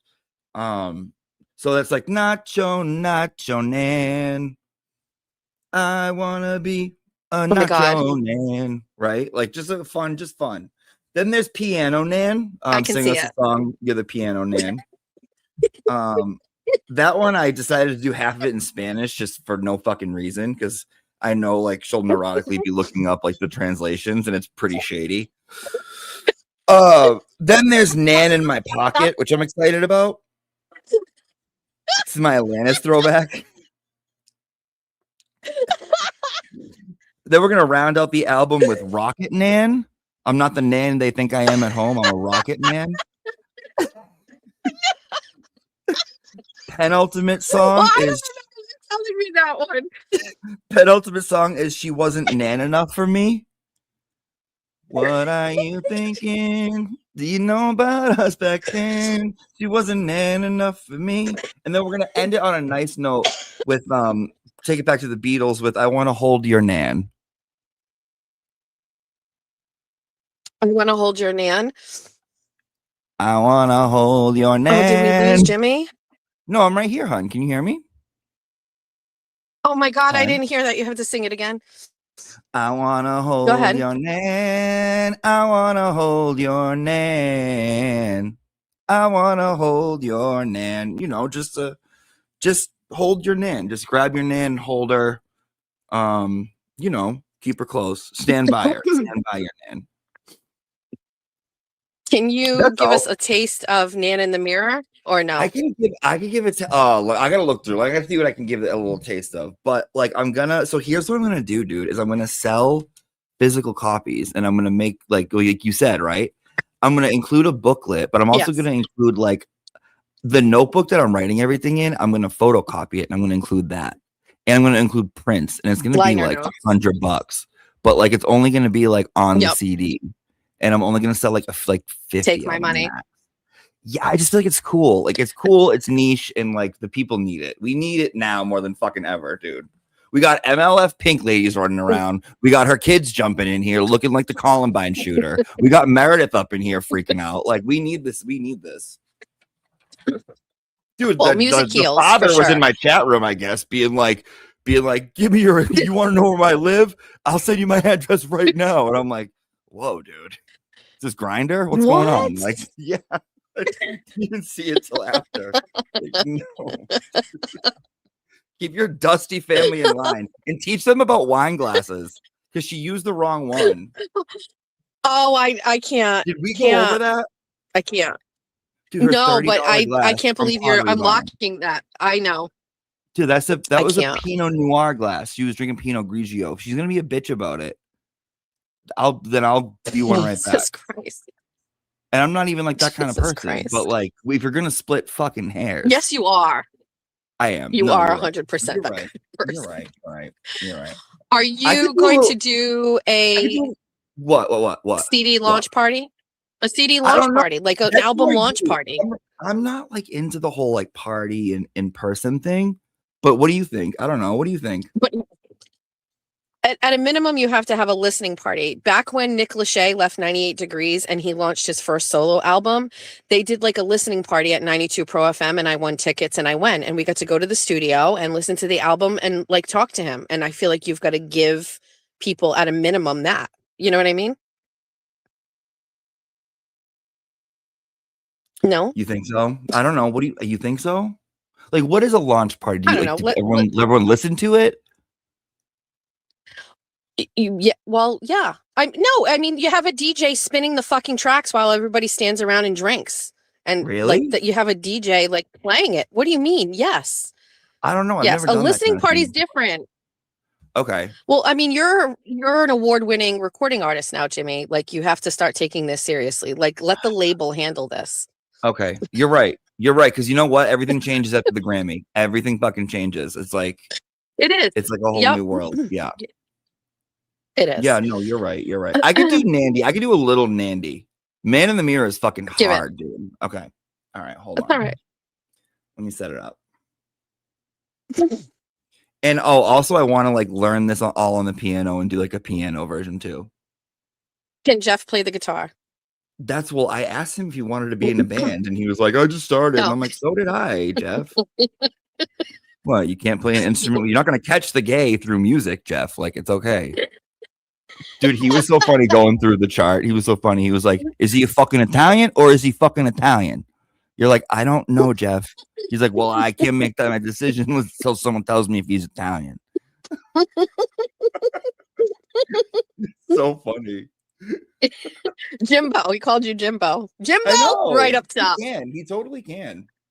He All right. loves you. Listen, I will I tell love you, him. like, if I'm on the phone with people and he'll walk by and Jeff needs attention, it's very rare where he's okay with it. And when I was on the phone with you, I was like, he's like, who are you on the phone with? I'm like, Jimmy. He's like, Jimbo. And he was totally cool with it. He's like, go ahead. Talk to my wife. I'll allow it. Oh, love Jeff, dude. He deals with a lot. I mean, not saying Shut you're a the lot. fuck but, like, up. you bring He a lot. does 100%. He needs an award. But If he's a Ryan lot could make too. a He's fake a award for bitch in him. the morning. He's a bitch in the morning. He's a lot too. 100%. Yeah. Yes. Agreed. Yeah, he's Agreed. giggly, It's but all he good. can get moody. I can see it. He's that type. He's like a moody type. He's not moody at 5:01 p.m. on a Friday until 6 o'clock in the morning on Monday. Everything after that, he's happy. It's the weekend. And Cation Jeffries, when my husband's on vacation, forget it. Whole new person. Well, yeah, that's because his work interferes with his drinking time and his partying and his fun. It's us. Are you Yeah. gonna give us a taste of your single? Yes or no? Ready? You ready? Yes, we're ready. Everybody, this is the first time debut. You're getting a piece of the new single from Jimmy's new upcoming LP, C-Note. This is Nandy. Record me while I'm driving. You're skipping school. Hold on. I gotta go back. So it's record me while I'm driving. You're skipping school. Okay, hold on. Because it was on 1.25. Okay. Ready? Okay. Yes. Record me while I'm driving. You're skipping school. How many days can you miss? I'm famous on the cesspool.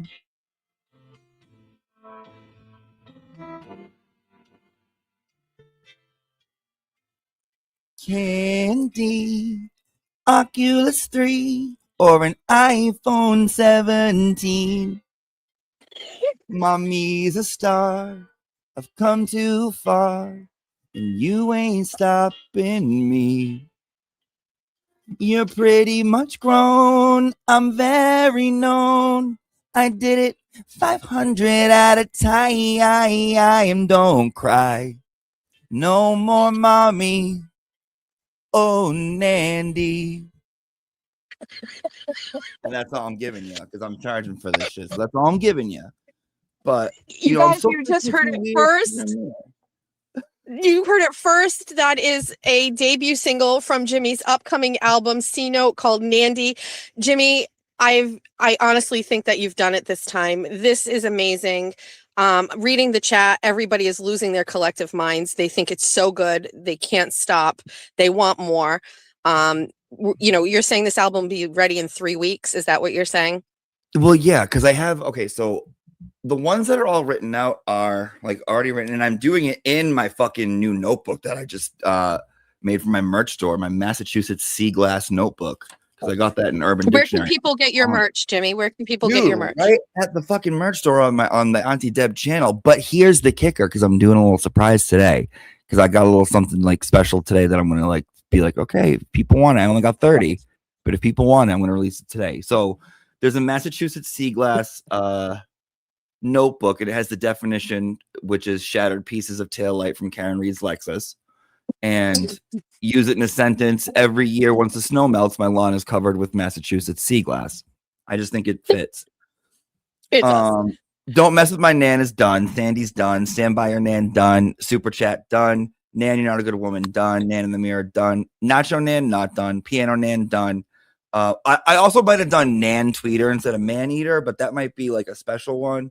Oh my god, that's gonna be like a bonus track. Yeah, because there's also like when I was your Nan, took me to every party and all I wanted to do was, dance. Oh my god. She wasn't Nan enough for me. I want to hold her Nan in my pocket. And then I'm still debating on what a Nan, what a mighty good Nan. Oh my god. She's a mighty. What a mighty good Nan. Yes. My Nan said she loves me. Listen. Never said she loves me not.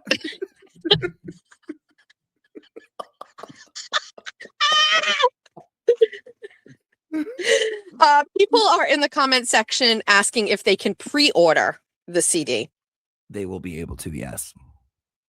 But I'm only gonna have like 50 or 100. Some people want vinyls. Can you do that? Is that a possible thing? I think you have to look into it because I think a vinyl would be great. That some people are like, I think don't about have the liner notes on the vinyl. What does that mean? The liner. We have to look into it. Like the liner notes are when you're saying you're going to like copy like your actual handwritten stuff and put it in with the CD. Those are called liner notes. Like, so we're going to see the creative process behind it. You're going to share it. Like that's all part of the liner notes. Really? How do you know all this stuff? Strawberries? Mm-hmm. Yeah. I'm old. How do you fucking It's so know about interesting. strawberry? It's interesting though, because I'm fucking old, dude. No, because you're your sister. Well, okay, that's true, but can we keep up the illusion that I'm like, cool too? You are cool, but you're young. You're not as old as me. I'm a child at heart. What a Nan, what a mighty good Nan. She's a My nan says I'm too fat. Never says I'm too skinny. Let's go. Yo, why is she pushing this pro Anna fucking like talking point on everyone? Shouldn't it's like, I don't know, dude. It's like, shouldn't she be like saying nicer things? It's like there's nothing worse than a former fat bitch or a former smoker. The two worst. I can't believe she's an attorney. Like, who would hire her to represent if they just did a quick glance at her socials and be like, maybe they would. Maybe that makes her savage. Maybe people are like, yeah, you know what? I want that person. I don't know. No, there's gonna be some sort of decorum with attorneys. No, that confused woman who left her a voicemail probably is the only one. How does she have time to work on cases, dude? She's too busy coming up here fat shaming everybody. Listen, I will say this. This is a real thing. People need to recognize women have midlife crises. She might be. Like, we are maybe watching this in real life, like in real time. And you know what? I don't hate her. Like, I'm not mad at her. Like, there's a little section inside the CD that's like, thank you for like, for bringing me like this fun. Like, I don't want you to go anywhere, Nan. Yeah. First of all, you can't hate somebody that you don't like really know in real life. You can't have hate for someone you don't know. No. I love, like, if she was gone tomorrow, like, I'd miss her. Like, what would we talk about, dude? What would we talk, like, you know what I mean? Like, what would we call each other and be like, did you fucking see this? It'd be the ghost of Nan. We'd have to write something about like the ghost of Nan. What's that song by? I'm so tired of being here. Like, we'd have to do that. By all your Ozempic fears. And if you have to leave to go see your man in Massachusetts, and your voice still lingers here, but I know you're just a hoe. This man doesn't seem to heal. This pain is just for real. It's just too much that time cannot erase. Yes, let's fucking do it. Evanescence is the band.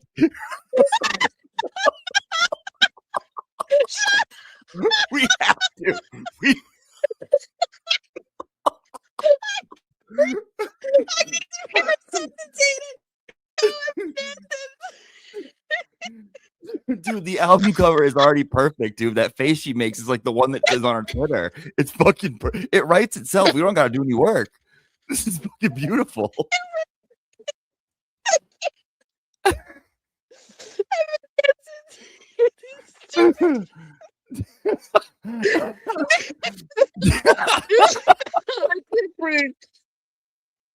What's that other song? God damn it! You're such a fucking gift. You're such a gift. What's the other song they had? Wake Me Up Inside. Remember that one? That was like their first one. I feel like, because she's a beautiful voice. That girl. She does.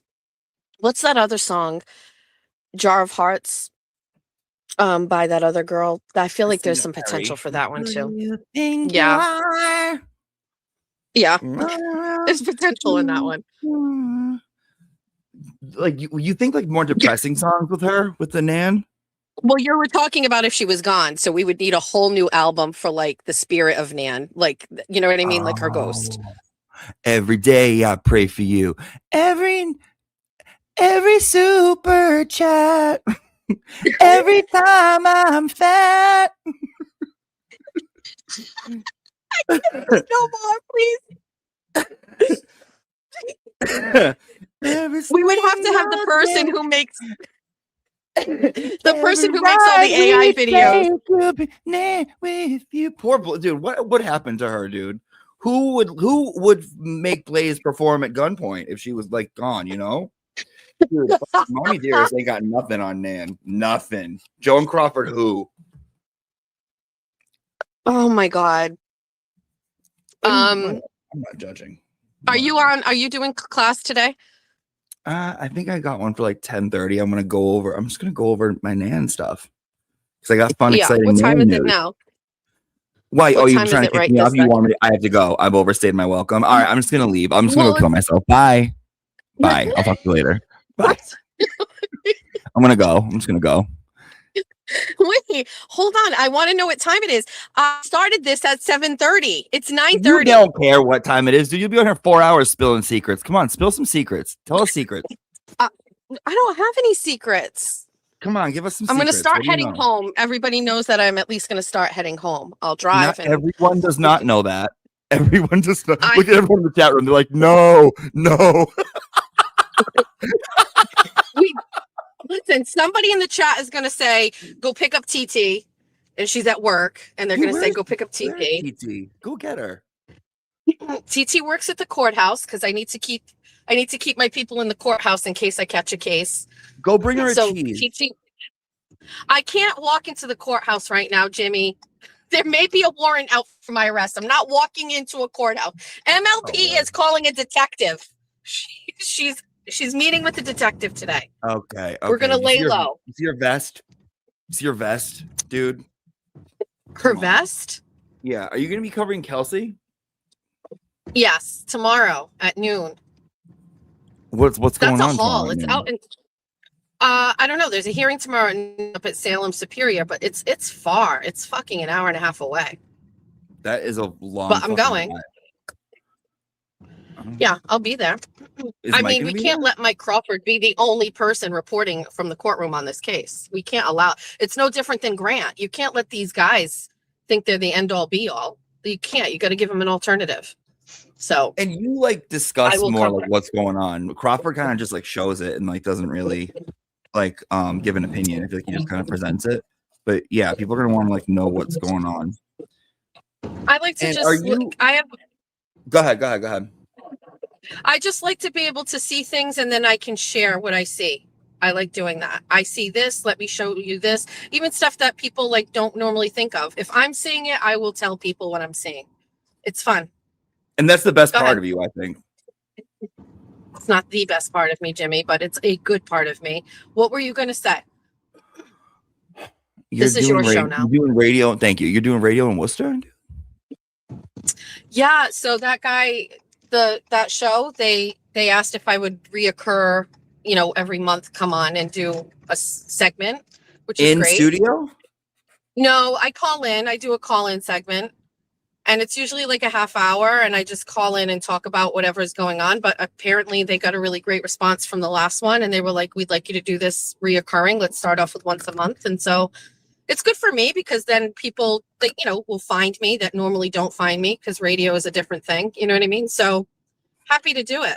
You do 90. Happy Was to it do it. 93.1? What's the call It's letter? K Zone. I don't know what's K Zone. Like it's that. I don't know. It's out in Worcester. I have no idea. Is that where you're from? Yeah, I know all the stations up in here. I worked for like half of them. K Zone. Let me see. K Zone Worcester. Is that? I don't know if that's real, Jess. It is real.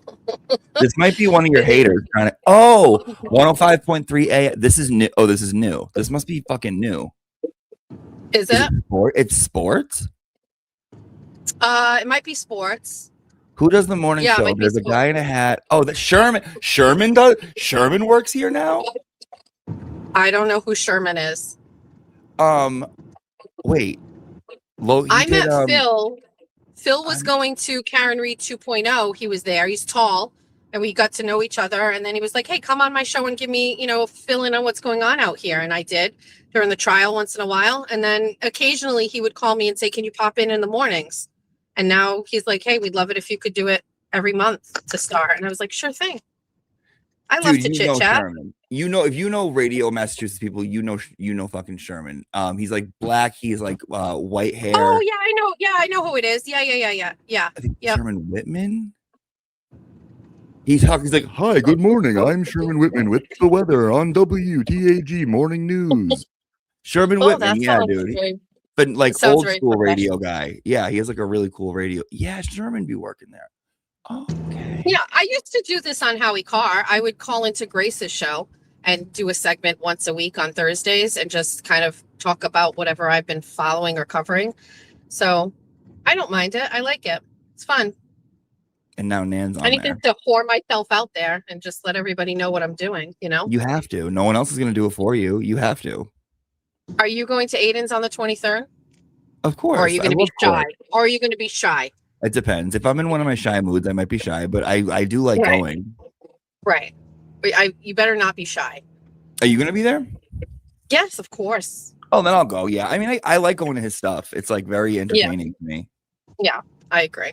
You think Estee's gonna go? What? You think Estee's gonna go, dude? And like, I feel like she's gonna go and faint. I don't know. I feel like she's making it ready for a big comeback, and I'm kind of here for it. I just want to see the fashion. What kind of bag? That bitch would show up with like 3 Louis Vuitton bags when she'd go to court, all of them. And I would look at them. And while I was waiting to go into the courtroom, I would just Google and see how much they were. And I would add up her whole outfit. And it would be like fucking 30 grand worth of shit on her body. There's no one like her. No one like her. Definitely an individual, dude, for sure. And like, yeah, I don't know. I'm kind of digging the whole like she left as like this victim, but then came back as like this like I don't give a fuck ass bitch. I don't know. Look I what like she the did art. for the social chart. She made a whole video for the Horizon social chart to be moved up. She made a video, an AI video of her feeding bunnies and ducks. I mean, you got to give it to her. She's yeah, you do. I love a redemption. Little self-deprecation. I love it. It's like, you know what, guys, we're all fucking weird, okay? You know, it's kind of like, yeah, I'm here for it. I'm always willing, but I'm gonna let you finish off with your bunnies, and then you're gonna go on at 10, maybe 10:30, probably 10:30 at this point. Jesus Christ. Okay. Thank you for debuting your LP and your first single. We are looking forward to it. People can go to Auntie Deb's website to look for a pre-sale that's upcoming. Hopefully there'll be an album launch party. And we're just really excited to have these new songs out there. We appreciate your talent. Well, thank you so much, and tell everyone what's the best station to listen to in the morning. WJESS. Thank you. Have a good day. Goodbye. Thank you so much to Auntie Deb, who joined us today, debuting his new album, C-Note, with his singles. We got a track list today. We got a taste of some of the songs that are on there. I know sounds to me like Nan in My Pocket is going to be a banger. I am so excited. Thank you, Jimmy, for coming on the show today. WJESS. He really is a gift to the universe. I laugh so hard. I can't. Okay, besties, it's 9:45. I've got some stuff to do today. I want to thank Jimmy for coming on the show. Never have a guest on 24 and 24. He's the first guest we've ever had. I hope you enjoyed it. I did. He's very funny. Good ab workout for us fat girls in the morning to laugh like that. I'm not kidding. I had tears running down my face. It's just, I can't wait. Anyway, besties, if you're going to the event tonight in Bridgewater, do I have that right? It's not Braintree, it's Bridgewater. I'll be there at 6:00. Ben Rosa had the details, or somebody put it up in here. It's at 6 p.m. at the Black Cat Tavern. Is that what it's called? Casual night if you want to go and listen to some of the candidates running against Maura Healey. I will be there. Some of my RTC members will be there. Ben will be there. Some of the besties will be there too. Come find me and say hi. So we're going to do that tonight. Later on today, or probably within the next couple of hours, you're going to see a published post on my Substack, which is Jess Machado Show Substack.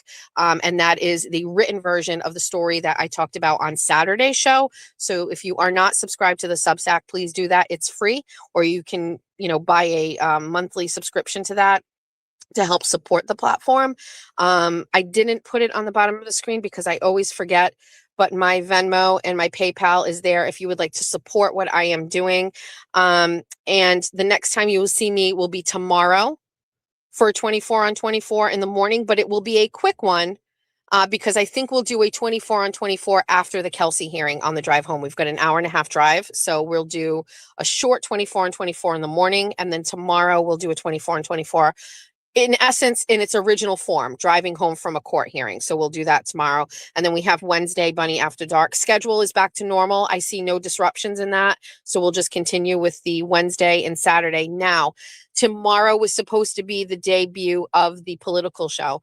And because of the Kelsey hearing, we are going to delay that. So I think we might get it in on Wednesday. I'm not really sure, but we've got to do Kelsey first. And honestly, I wrongfully thought that the Kelsey thing was today. So we're kind of like a little disjointed, but I apologize for that. But we're going to do political. Maybe I'll do a political 24 and 24 tonight on the way home from the event that we're going to. And that'll be all politics. But either way, there's a ton of content coming out this week that you're going to get from me. I appreciate you being here. If you cannot support me through Venmo or from PayPal or from subscriptions, a simple share of my content adds to the views. And that also is a great way to support my work. So thank you. I hope everybody has a great Monday. Thank you to Jimmy for coming on the show. I appreciate it. Everybody have a really great day. And if I will see you tonight, make sure you find me and come introduce yourself. And then maybe we'll do a little mini 24 and 24 tonight on the drive home. I don't know what time it'll be. So make sure you hit the subscribe button and hit the notifications so that if I do go live unexpectedly, you will get notified. Okay? Besties, have a great day. Thanks, Jimmy.